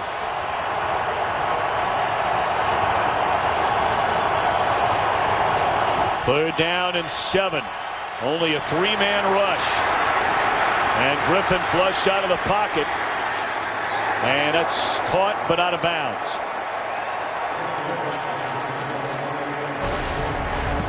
Robert Griffin had time in the pocket, but good man coverage by the Broncos, and just nobody really did much of anything to give Griffin a place to go with the football. You see how it looked to him, and as he starts to scramble, just nothing there. And finally he gets the ball out of his hands, but short of the 1st down. Rocca on the punt. End over end. And just punts it out of bounds. They're not going to take a chance on Holiday. Of course, the Broncos and the Redskins, many will remember, got together in Super Bowl 22 out in San Diego. Denver, the early 10-0 lead. But then Doug Williams, 4 touchdowns in the 2nd quarter. Redskins rookie Timmy Smith making the first start of his career, a couple of touchdowns. Washington winning, final score of 42-10. You were there, Troy. I was at that game. Yeah, I was in college at UCLA. I was working event staffs. I was security. Come on, a yellow jacket and watching John Elway. They jumped out 10-0 in that ball game, but I found myself a nice little perch to watch the game, and there was not much security on my part, I'll promise. On the first down, they're going to pitch it to Moreno. That's maybe. So you're telling me you were roughly where? Were you the upper deck? Were you in the lower bowl? Where were you as muscle for that game? I was lower bowl, and while I'm watching the game, I found me a nice spot to watch it, a nice viewing spot, and then someone's hollering at me saying, "Hey, security, we got a fight up here." And I said, "Man, I'm busy watching this game." A bunch of college kids working event staffs.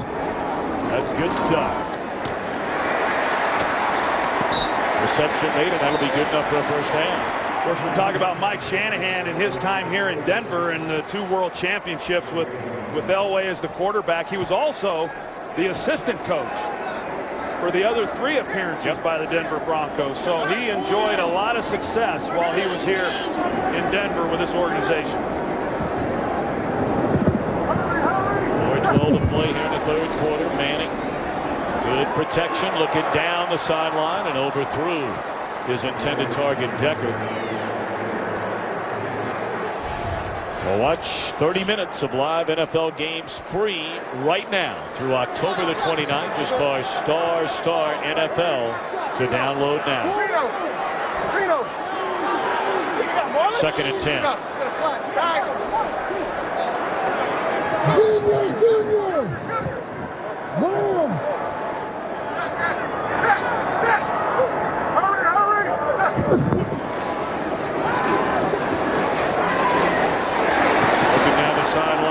Decker.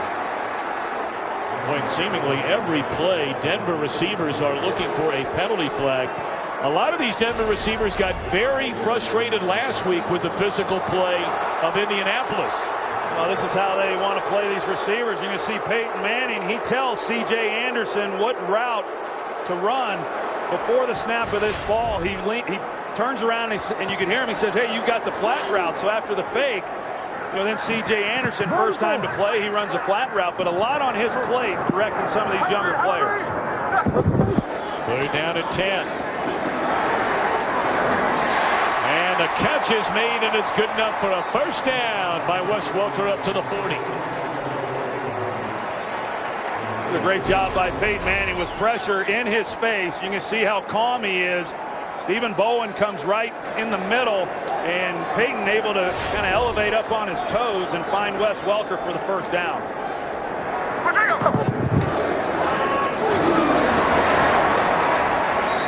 Decker on the slant.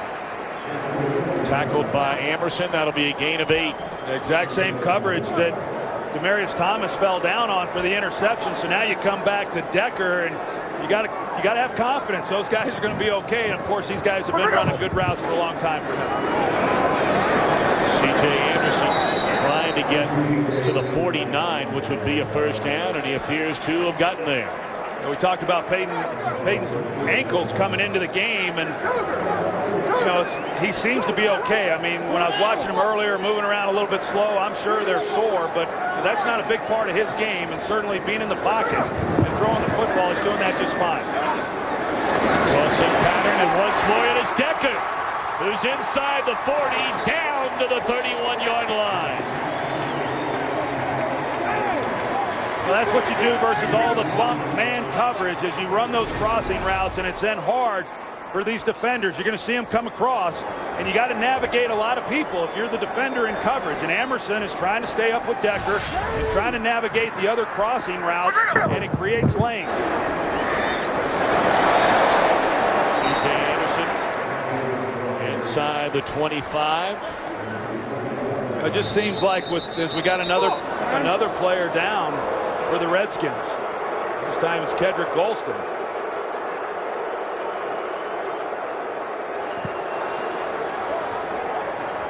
Golston goes all the way back to the second go-round with Joe Gibbs as head coach in Washington.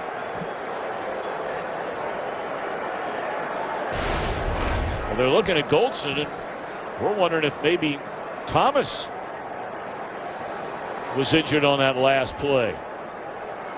Coming out of the game and asking to come out of the game. Yeah, D'Angelo Hall, you saw him break in front of him, and as he did, then he caught that hand or wrist is what maybe it is, but looks like he's going to be okay. And Kedrick Golston still on the ground trying to get up now and get to the sideline. Well, this Broncos offense, though, it just seems like they get behind, and then all of a sudden there's this razor focus that comes over them, and once they get their backs to the wall, they're a hard group to contain. Certainly some urgency when they got down 14 points, and now they're threatening to get more on this drive. Second down and 4. Broncos down 7. Closing in on 2 minutes to play in the third quarter. Moreno out of the backfield. It's first down for Denver to the 12-yard line. We're going to run vertical with Jacob Tamme at tight end. He's going to release. Then you got London Fletcher in the middle, who he's going to turn. He's going to try to carry that guy up the middle. And when that happens in that coverage as a quarterback, there's nobody then for the check down on the back. It's just a great job of Peyton Manning recognizing the coverage and going to the right guy with a football. Empty backfield. Crossing pattern, Demaryius Thomas. And he's to the 5. That's a gain of 8.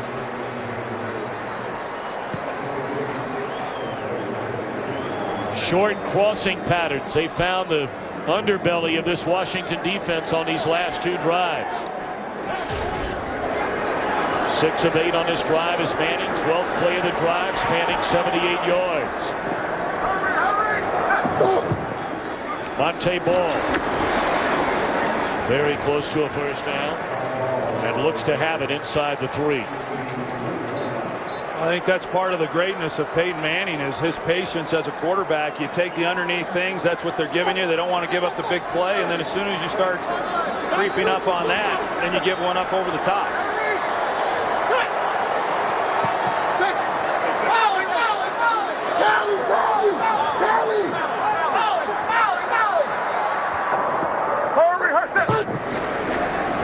Jump ball for Decker. That had no chance from the very beginning. That's good coverage by the young player. Emerson, who I guess his sophomore year when he was in college, had 13 interceptions, would have been a first-round pick, stayed in, had a difficult last year in college. A nice game today. Ball. He scored his first career touchdown on the last Denver drive. Gets down to the 1. Inside the 1. Wrapped up by Nick Barnett. In comes ball. Well, they can let this run out if they wanted to. Looks like they're going to go ahead and get this one snapped. Seal! Keep the ball!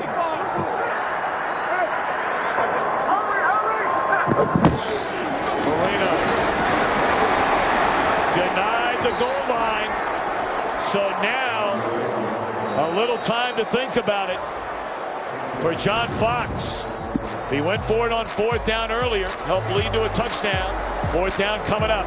Fox NFL Sunday returns after these messages and a word from your local Fox station. Decision's already been made by John Fox. He's going for it. 4th and goal inside the 1, down by 7. Yeah, I don't disagree with this call at all. It is interesting they're out of a shotgun. It turned him loose. And the Redskins having to call a timeout when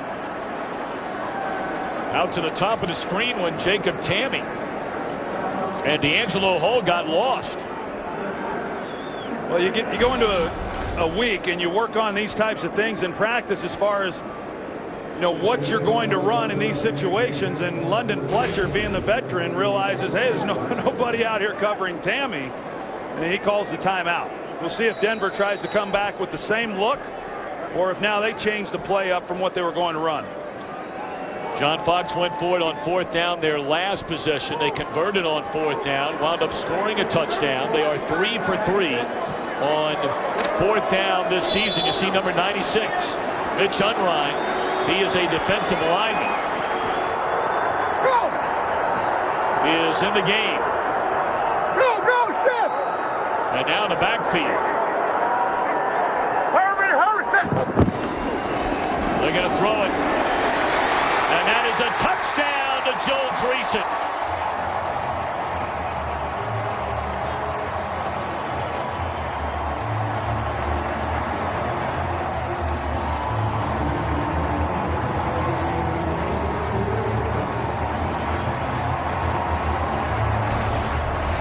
Well, here's Dreesen. You're going to see the action by the receivers to where they push up the field, and anyone then trying to get out into the flat to cover Dreesen is going to get caught up in the wash.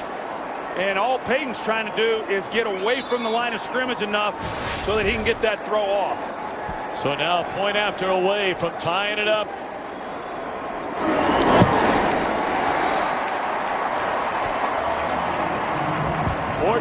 .56 to play. And we are tied. Mike Shanahan coming back to Denver. And the man who took his job here, John Fox, who's won divisional championships in each of his first 2 years with the Broncos. Twice he decides to go for it on 4th down as John Fox, and both times ultimately leading to a touchdown. They got down by 14 points, and like I said, then the Broncos, here they come. All of a sudden they start to execute. They're picking up first downs. A good job there on the 4th down play. They came back with a different play than they had originally showed that caused the Redskins to call timeout. Excuse me. They gave a look that they were going to just try to run the ball right up the middle, and then they were able to get everyone, spread out a little bit. But a well-executed play by the Broncos to come away with the touchdown on 4th down. We were tied at 7 at halftime. For those of you perhaps just joining us on an early evening back east, late afternoon here in the West. 16 plays, 83 yards, capped off by the touchdown reception to Dreesen. And we begin anew with nearly an entire quarter to play in Denver.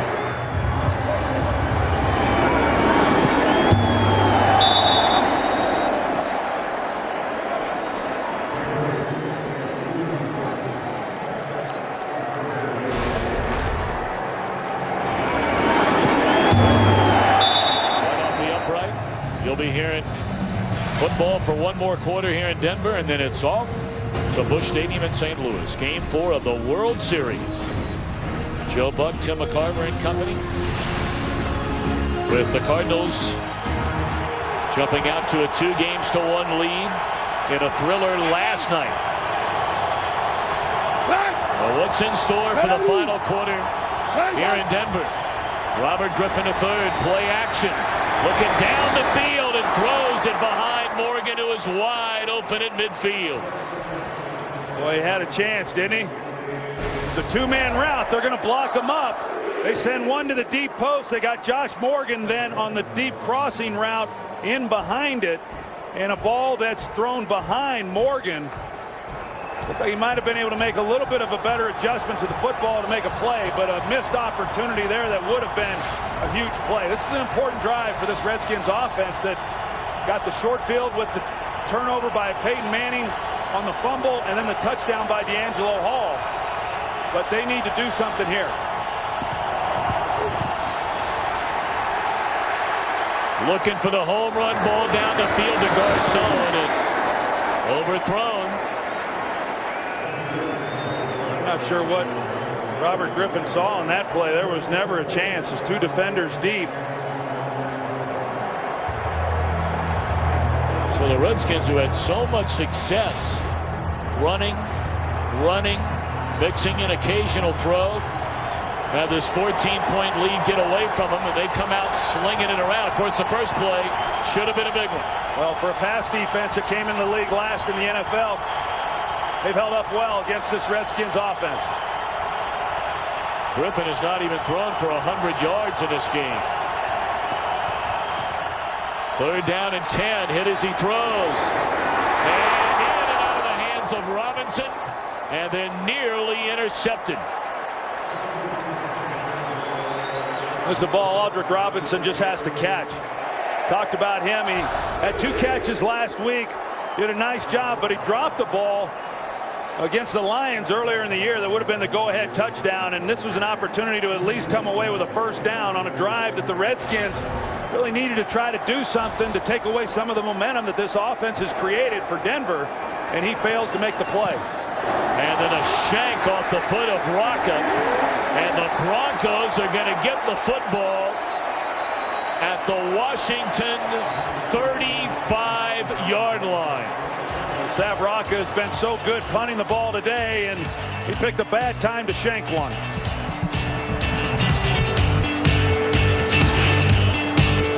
Today's game is sponsored by State Farm. It pays to double check. Talk to your agent today. By Bud Light, official beer sponsor of the NFL. And by Walmart. Save money, live better. Walmart. How cool is this right here? It's making me sick. That is Stuart Schoenfeld wearing a camera. That's the way he came into the ballpark today. No traffic problems that way. No, I'm not sure how those guys do it. Looks like a postage stamp when they're up. Right. They're just coming out. That was spectacular stuff. The first down for the Broncos. They set up the screen to Moreno. Inside the 30. Inside the 10. Moreno to the end zone.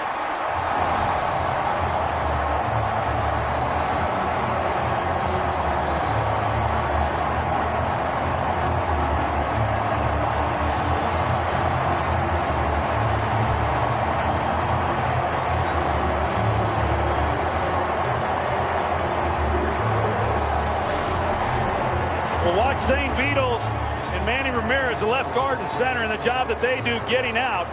And Perry Riley's the guy that they've got to make the block on to free Moreno, and they're able to secure that. And then some pretty good blocking down the field as well, but a well-executed screen pass for the touchdown. Well, ever since that pick six into the arms of D'Angelo Hall, it's been 3 possessions for Denver, 3 touchdowns for Denver. Fox and the Broncos leading by a touchdown. You really talk about how 4 or 5 plays can change the game on a dime. Griffin missed a wide open receiver on first down. On third down, Aldrick Robinson drops a pass. Wide open, would have been a first down. Rocca, a 15-yard punt. And on the very next play, the screen to Moreno goes for a touchdown. 21 unanswered. And now the Broncos have a 7-point lead.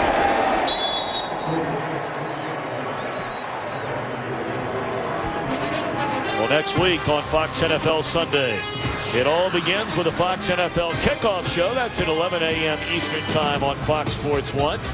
Followed by Fox NFL Sunday at high noon Eastern on Fox Cowboys. That's where you'll be, Troy Aikman, back with your regular partner, Joe Buck.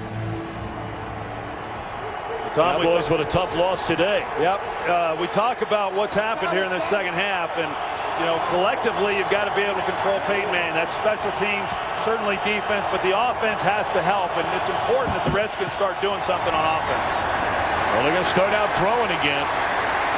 Griffin with a month and a half back there in the pocket. And that's a completion, good for close to 9 yards, and that's Jordan Reed, who was shaken up earlier in the game. Of course, the Redskins last year started the season at 3-6.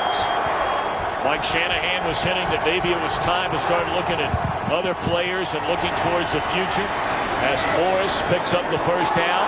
Ball is on the ground, and the Redskins covered it up. That's Logan Paulson diving on top of the football.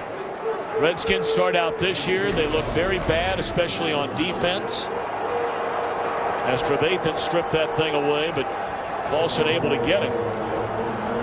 They're hoping they have the kind of run in the second half of the season like they did last year. Ball is stripped, and this time it is Denver to get it. Von Miller, and it's his second game back, stripped the football away, and Derek Wolfe able to cover it up. We've seen times in this game where Robert Griffin has held the ball when he's had people open. This isn't one of those times. There was nobody down the field, so he's waiting, and then Von Miller does what he does best. He's able to get in there on the quarterback, and when you get that kind of look, you're going right after the football, and he knocks it loose. You see the man coverage. It's one-on-one across the board, and nobody was able to shake free.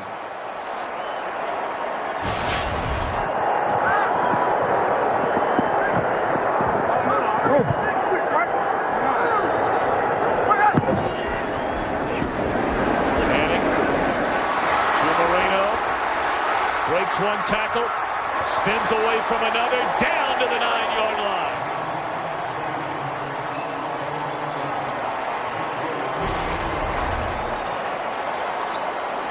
Sean Moreno, he's making a nice play, even being able to make that catch.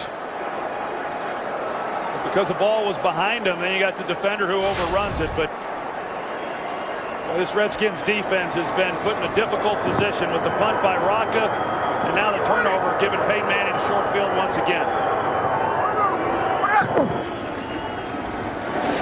Swing it to Thomas.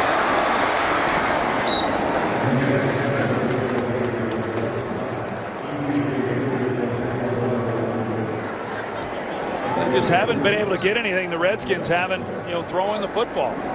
Some of it's been good coverage, some of it has been some errant throws, and then some of it's been some drop passes. But all of it combined has just kept this Redskins offense from really being able to do a lot of the things that I thought they'd be able to do coming in. Manning eclipsing 300 yards passing once again. And short of a touchdown is Monte Ball. 3rd down and goal.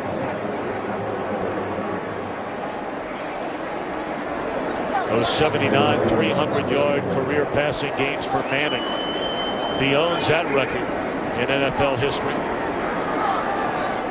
Well, I can tell you what Monte Ball's thinking if he gets the ball on this play.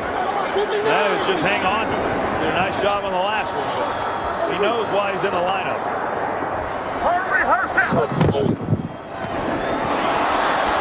That's a dangerous call right there. Batted into the air by Arakpo. And the Broncos fortunate that wasn't batted straight up in the air for somebody to go get it. Yeah, it's just a different game, when you get down there that close to the goal line and you're throwing the football. That's a game that's foreign to me. Yep. When I was playing, you hand it off 3 times to Emmitt Smith and let him score, and they have a great opportunity right down there on the 1-yard line, and they fail to come away with the touchdown. Still make it, if they make this, they turned it into a 2-possession game. But a long way to go. Prater has not missed this season and still hasn't.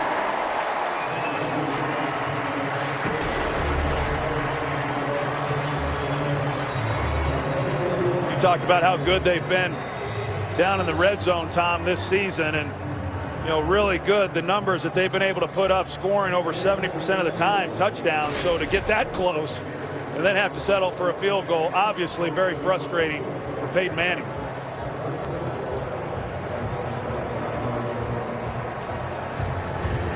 Well, still a long way to go in this one.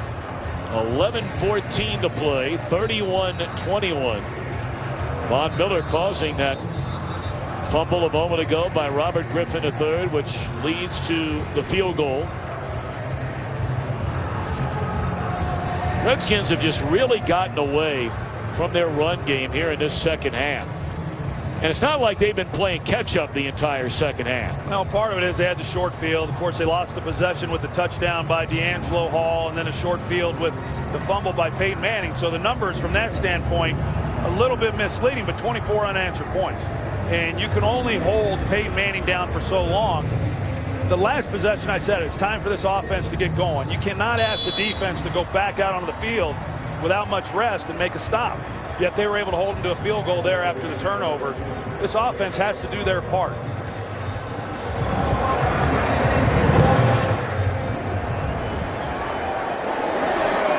I want to get booted out of the end zone.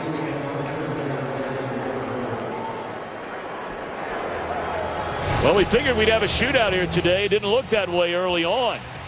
The Redskins tying the game on a 95-yard drive just before halftime. A fumble led to a touchdown, interception for a touchdown to put Washington up by 14, but now 24 unanswered by the highest scoring team in the NFL. And Tom, I think your point is well taken, that there is still lots of time. I mean, essentially a full quarter of play left that you don't have to then start throwing. You don't have to abandon the running game.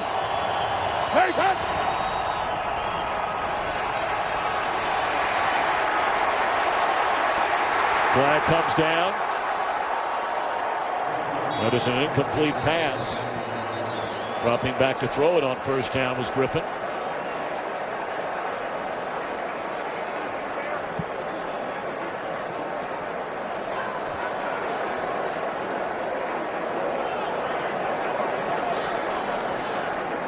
And this will back up the Redskins even further. Offense number 78. That penalty's declined. Second down. The Redskins are going to come with two tight ends. They're going to give the appearance that it's a running play and go with a two-man route, looking for something vertical down the field. They're looking for the home run right off the bat. They haven't been able to get it. They haven't been able to get it all game.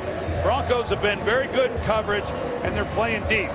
It's the Broncos secondary that has given up more 20-yard pass plays than anybody in football, but they have held up well in this game. And the Redskins need to realize that and start taking some easier throws and start giving the ball a little bit more to Alfred Morris.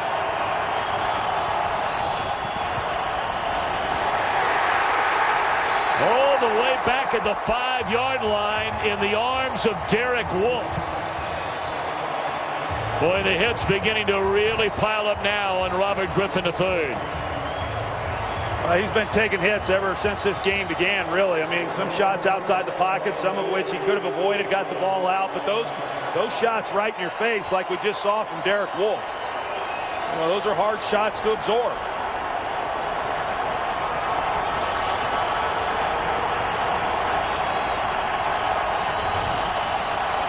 They need to get to the 30 for a first down.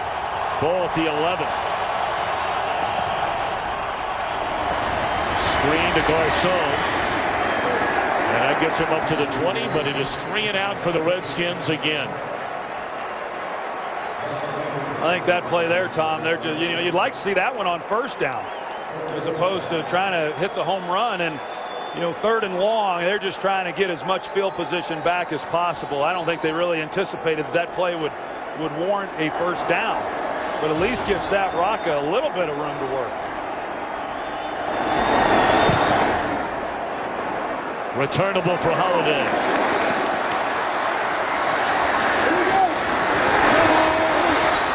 And he's run out of bounds at the 45-yard line.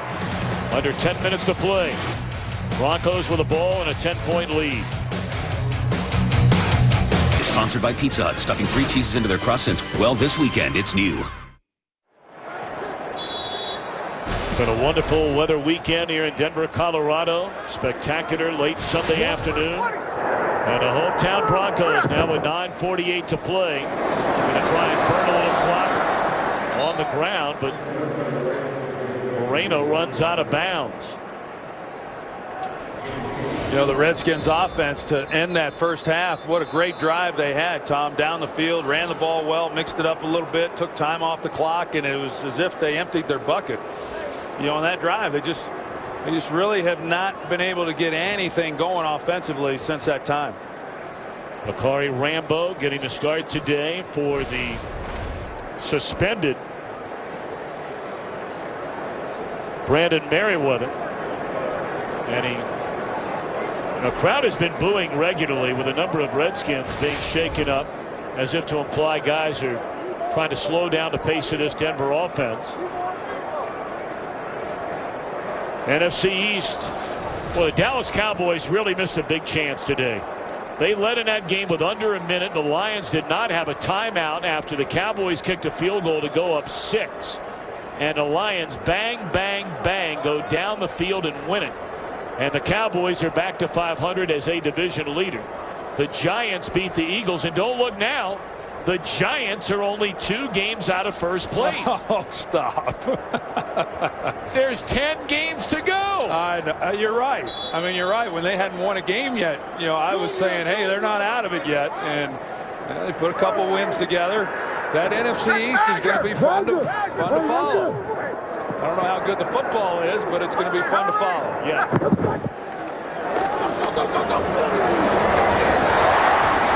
Walker. And that is a first down to the Washington 43.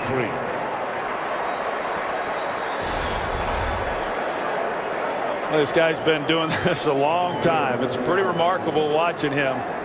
You know, in practice on Friday, Tom, I've been to a lot of Friday practices. I've taken part in a lot of Friday practices, and to watch these receivers, Wes Welker in particular, the way that he works on what normally is a slower paced day was awfully impressive.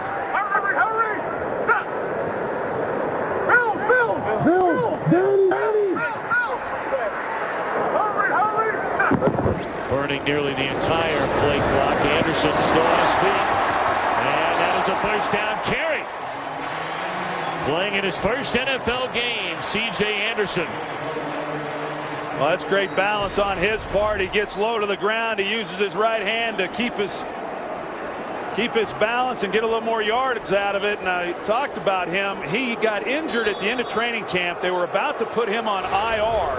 They decided not to, and that tells you all you need to know about C.J. Anderson as an undrafted free agent and what they thought of him.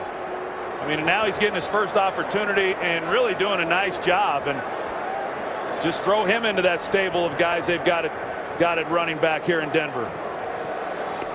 What about some of the early headline acts from action around the NFL? Ho-hum, Drew Brees, another 300-yard game, this one with 5 touchdowns. Kaepernick in London, a big win over Jacksonville, and Matthew Stafford turned the ball over 3 times with interceptions. Lions gave it away 5 times, but he delivered at the end of the game. Well, and that game meant a lot to him. You know, a Dallas kid, went to Highland Park High School and rooted for the Cowboys growing up and beat them a couple years ago. They're in Dallas, and then to come back and win this game the way that he was able to, it was a big win for the Detroit Lions, just keeping pace in their own division. Of course, Chicago will be without Jay Cutler anywhere from 4 to 6 weeks, so we'll see how that plays out. But, you know, you talked about it earlier. You thought Green Bay was the class of that NFC North. Is Detroit's play making you think maybe they have a shot? You're going to have that game Thanksgiving. Yeah, I thought coming into the season that, you know, still thought the Packers were, you know, the best in the division and probably still are. You know, I mean, they've had a number of injuries, but I wouldn't count them out just yet. But of the other teams that could challenge, I felt it was Detroit, and so far they've proven that. Now the Bears have been good, but without Cutler, you know, what kind of team are they? Although Josh McCown has done a good job for them. They did a great job against the Redskins last week in that 45-41 thriller.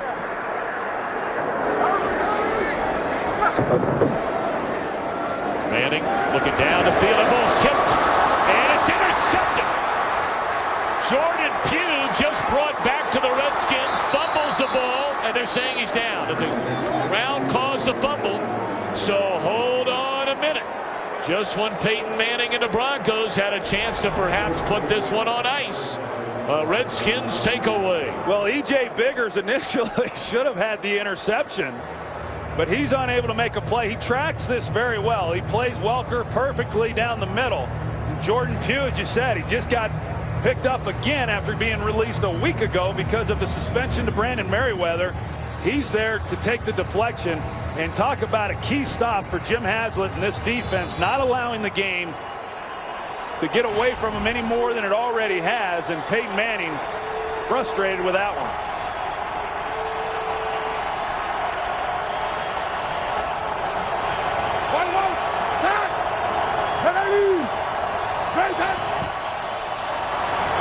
They're finally going to give it to Morris, and this time no running room. If you can believe this, since Alfred Morris carried on 3 straight plays, capping it off with a touchdown. The Redskins have had the ball on 4 possessions since, and that's the first time he's touched it. Well, they gave that same look that they tried to go downfield on the previous possession on first down, and Broncos weren't fooled at all. Well, a 2-possession game here with 7:20 to play.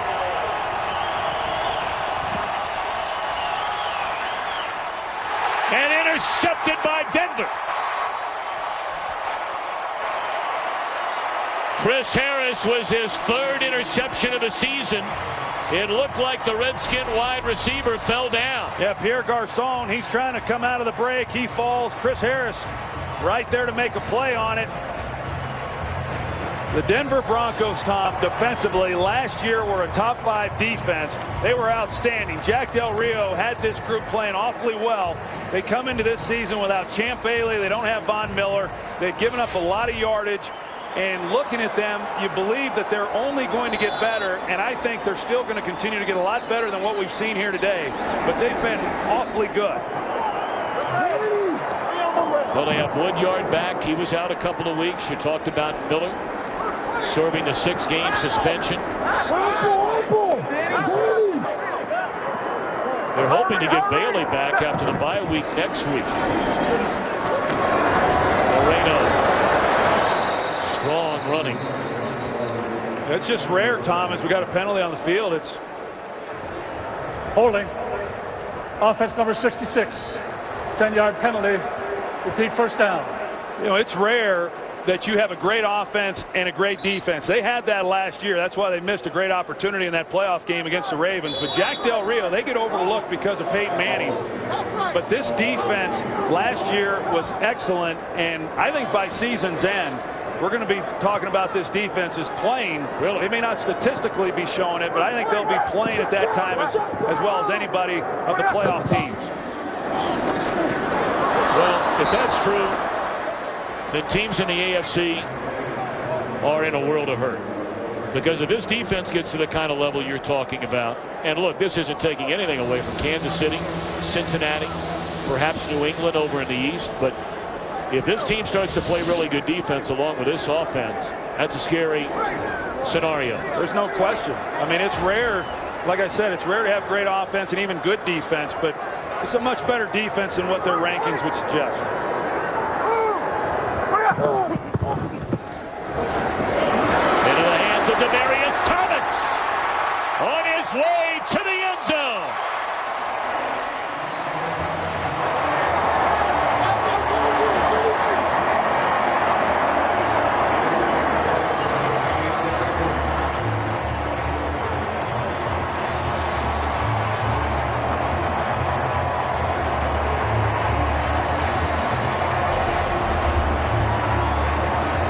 Another screen pass. They got Zane Beadles and Manny Ramirez. They lead the charge. The blocking on the outside. They got a touchdown with no Sean Marino on the screen. And now they come back with Demaryius Thomas. Just an excellent job of execution. This offense is as good or better, better than advertised. They average 42. And they're a point after from 38. And still 6:35 to go. Things looking pretty good early on for RG3 and the Redskins, but been a tough go here in the second half.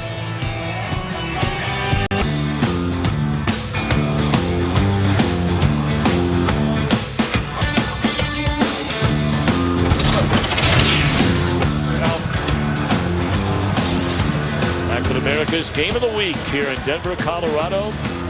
Broncos fell behind 21-7 in the opening minutes of this third quarter. And now those 336 points through 8 games. The most in the history of the NFL by any team through 8 games.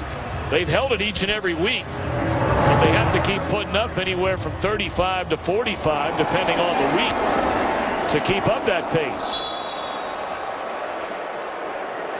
First down for the Redskins when we come back, but let's check in back in Los Angeles, giving us a preview of Game 4 of the World Series. Here's Joel Klatt. That's right, Tom. Coming up after football, it is Game 4. Live from St. Louis. Man at the middle of the controversy a night ago, Will Middlebrooks. And the Boston Red Sox look to tie it at 2 out to St. Louis after football. Tom, Troy, back to you. All right, Joel, thank you very much. Joel's been at it a long time today. They get started bright and early. Well, he has long weeks. He does that Thursday night game, too. Does a great job. OT presented by Lowe's coming up right at the end of this one, and then out to Busch Stadium in St. Louis.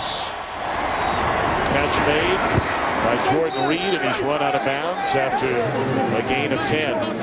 And with that catch there, Tom, the Redskins just now go over 200 yards of offense for the game, and this is an offense that came in 4th in the league, averaging well over 400 yards a game. So that kind of puts into perspective how good this defense has been for the Broncos. That's a straight drop by Reed.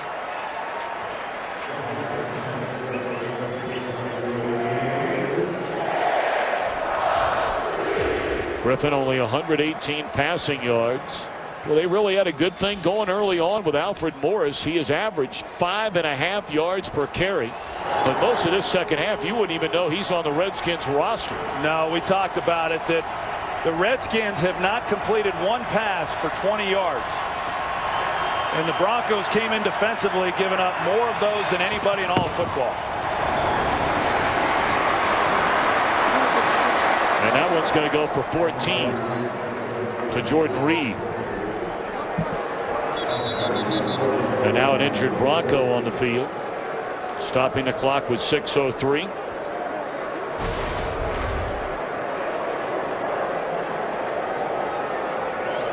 Garcon, they're just leveling Chris Harris. And he's the injured Bronco.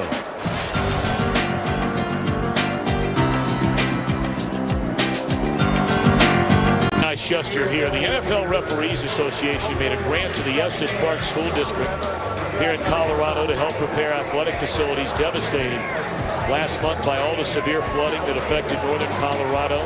Jim Quirk, the NFLRA executive director, presented that check earlier today to the school district principal Chuck Scott.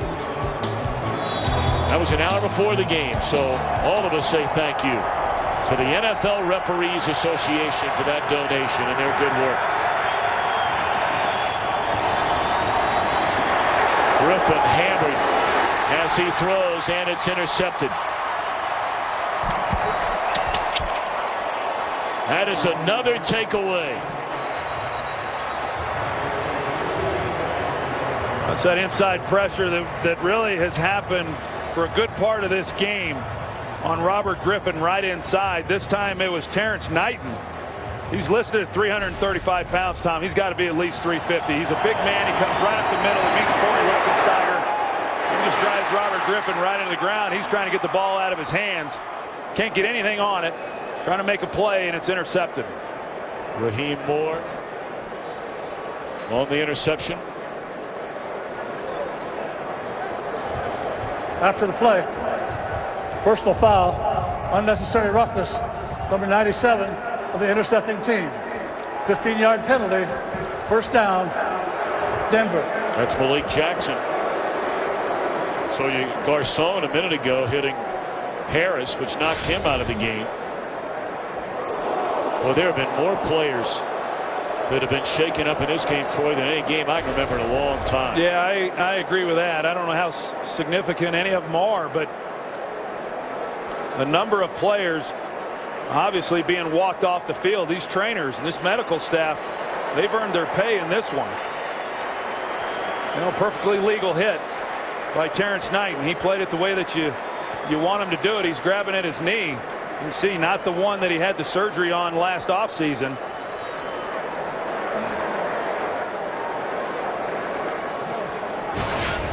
Well, the Redskins turn around and they've got another tough opponent next week in San Diego. It's going to be a short week in trying to get ready for them, but they've got a lot to accomplish here in the next 6 days.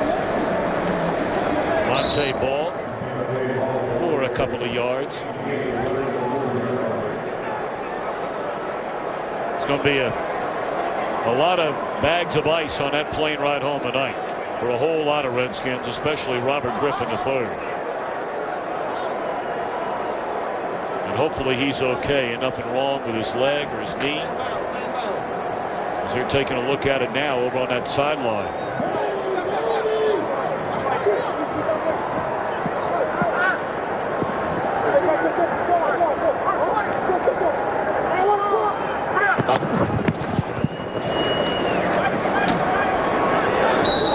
Behind the line of scrimmage. Today's game produced by Richie Zions. Our director is Rich Russo.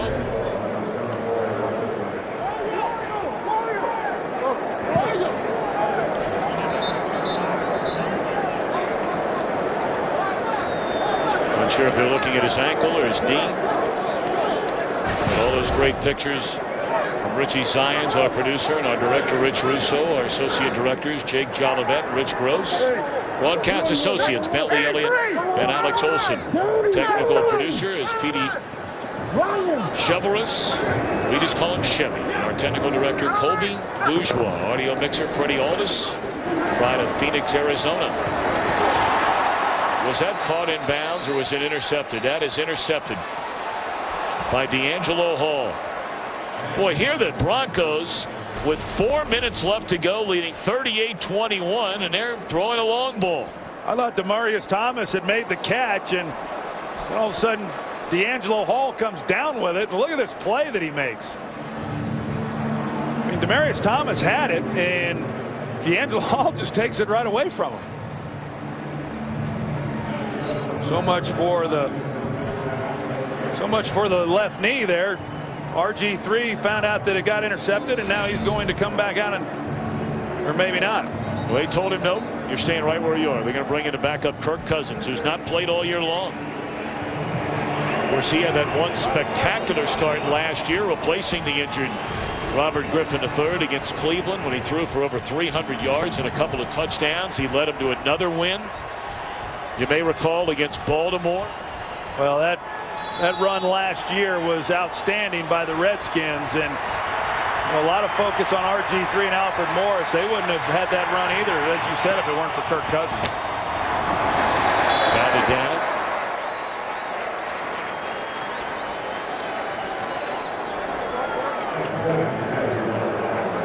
Well, Troy, it's been a fun 3-week run with you once again this season. It's always a blast for all of us. Our statistician, Tom Barbary, our spotter, Scott Snyder, to join up with you and your entire crew while Joe's away doing baseball. So, as always, thanks for the hospitality and good luck the rest of the way. Of course, you're going all the way to the Super Bowl here on Fox. Well, it's going to be fun back there in New York. Catch made by Reed across midfield will stop the clock with 4:03 to go. Of course, in baseball terms, you come in, it's 3 and out for you, huh? 3 games, and that's exactly right. Off you go. That's exactly being Mariano, I think they call it, right? 3 outs and out. Well, I think for the Redskins, it's been a disappointing game, obviously, but the fact that Jordan Reed, after we saw him get taken off the field, the fact that he's finishing this game on the field and playing, that's one of the few positives coming out of this one.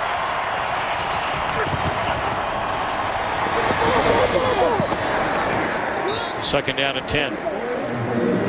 Well, the first 2 Denver possessions in the second half. A fumble, Redskins scored a touchdown. Interception returned for a touchdown.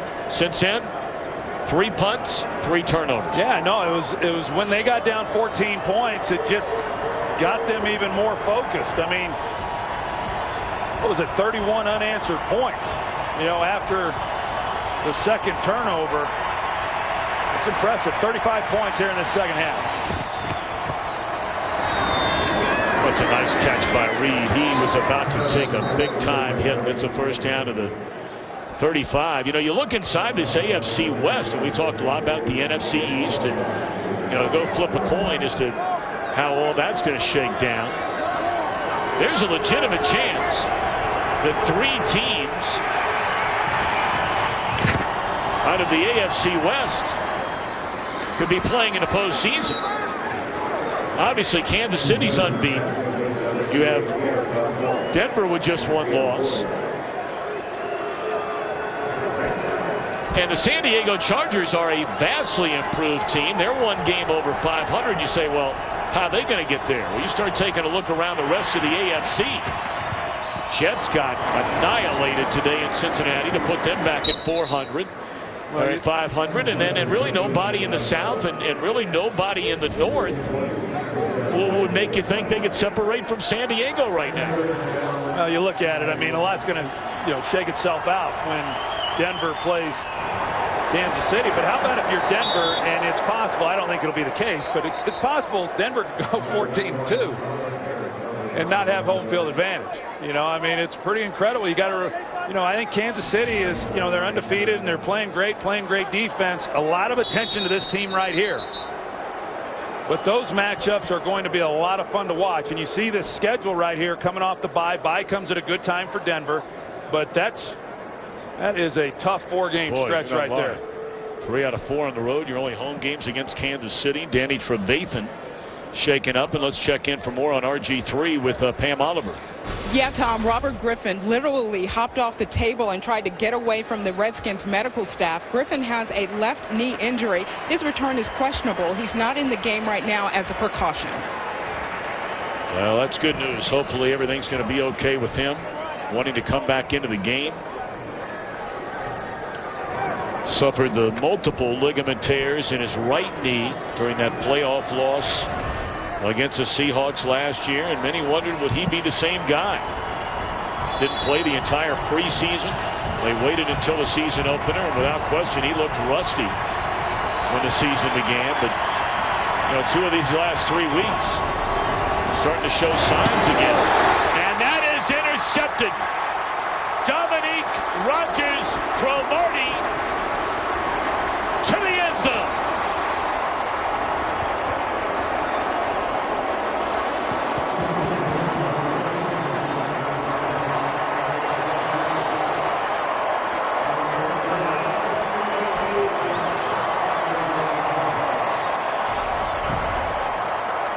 He's just cluing Kirk Cousins the entire way, and he drives on it. He's got great speed. I mean, even right here, he's just playing with Kirk Cousins. It looked like Kirk Cousins is gaining some ground on him to try to keep him from scoring, but there's no way you're going to catch DRC. He's got unbelievable speed, and John Elway clearly liking what he's seeing here this afternoon.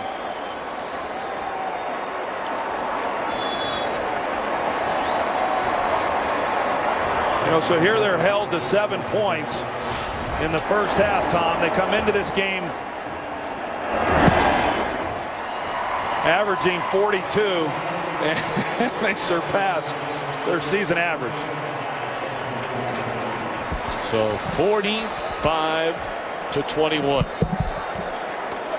Well, Troy, let's bounce around the NFC a little bit. We've talked about the NFC East. We started to talk a little bit about the NFC North, where the Lions go to 5-3. Packers are at 4-2. The South, New Orleans, obviously off to a great start. Only the 1 loss. We were there, that miracle finish in New England. And then everybody talks about the 49ers and the Seahawks. Anybody for you that is clearly better than the rest of the pack? Well, I like Seattle. I mean, I like what I've seen from them. I like New Orleans, too. I mean, we've had a chance to have some of their games, and I like, of course, offensively, but you like some of the things they're also doing defensively. But Seattle, you know, they are just a very tough team, and defensively, the way that they just physically beat people up is pretty impressive. But I think San Francisco, you know, of course, in the same division, there's still a lot of football left to be played and a lot of teams that could emerge. But those are the ones that I think the most of, and I think Green Bay as well. I mean, even though you talk about Detroit, I like what I've seen of Green Bay over the years, even with a number of injuries, that they've been able to emerge out of that division and do a little damage in the playoffs. So a lot of injuries, yes. Can they overcome them? I don't know, but they have in years past. We still have 2:07 to go. We have baseball coming up, and for more on that, let's check in once more in L.A. with Joel Klatt. All right, thank you, Tom. And we will take you out to Boston, or excuse me, St. Louis for Game 4 of the World Series. After the OT, which is, of course, right here in L.A., Shane Victorino, a late scratch from the Boston lineup. So out to St. Louis after the OT. Back to you, Tom. All right, thank you very much, Joel. There you get a look at Pat Bowlen, this celebrating his 30th season as owner of the Denver Broncos. He bought the team back in March of 1984. And this Broncos franchise, since he bought the team, only the 49ers have won more games. Broncos with the 4th most divisional titles. Been to 5 Super Bowls under his ownership. Cousins taking a big hit as we reach a 2-minute warning.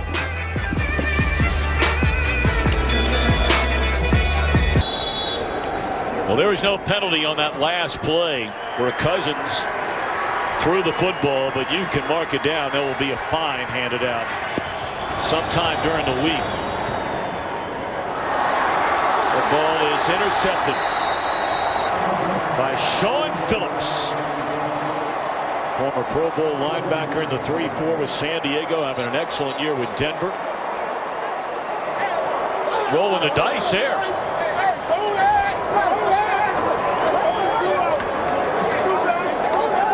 To that hit a moment ago. There was no penalty. This is Wesley Woodyard, and I mean, that is leading with a helmet right into the chin of Cousins. That's about as blatant as it gets, Tom, and they got a referee standing right there. That's his job. You don't miss those. There's no excuse for missing it. But here's the interception off the deflection by Sean Phillips. But it's amazing that Kirk Cousins was even able to get back up after that. That's a big time blow, you know, right to the headgear, right in the face, and they missed the call. Unexcusable. Well, for many of you just joining us, having watched the Arizona win over Atlanta, you look at the score at the top of your screen, you see 45-21. You're thinking, oh hum, another Denver game, and in the last 20 minutes of play, you'd be right. But Mike Shanahan, in his return to Denver, in the first minute of the second half, they scored 14 points to go ahead by 2 touchdowns, and ever since it has been all Denver. Well, and as crazy as this sounds, I mean, unless you were watching the game, I thought Jim Haslett and his defense did a pretty good job. You know, I mean, they held up with a short deck. You know, I mean, they had some young players, and they hung in there, and the offense in that second half just did not help them at all. And you're not going to hold up long if that's the case. And you know, another good win for the Denver Broncos and John Fox. OT presented by Lowe's coming up next in Game 4 of the World Series from St. Louis. The Redskins' last 6 possessions: a fumble, a 3-and-out, a 15-yard punt, and 4 interceptions. And that will tie a ribbon around this one. So the Denver Broncos go to 7-1. Mike Shanahan, returning to a place he worked for 21 years, 14 as a head coach. 45-21. Broncos win it. More to come from here at Mile High in a moment.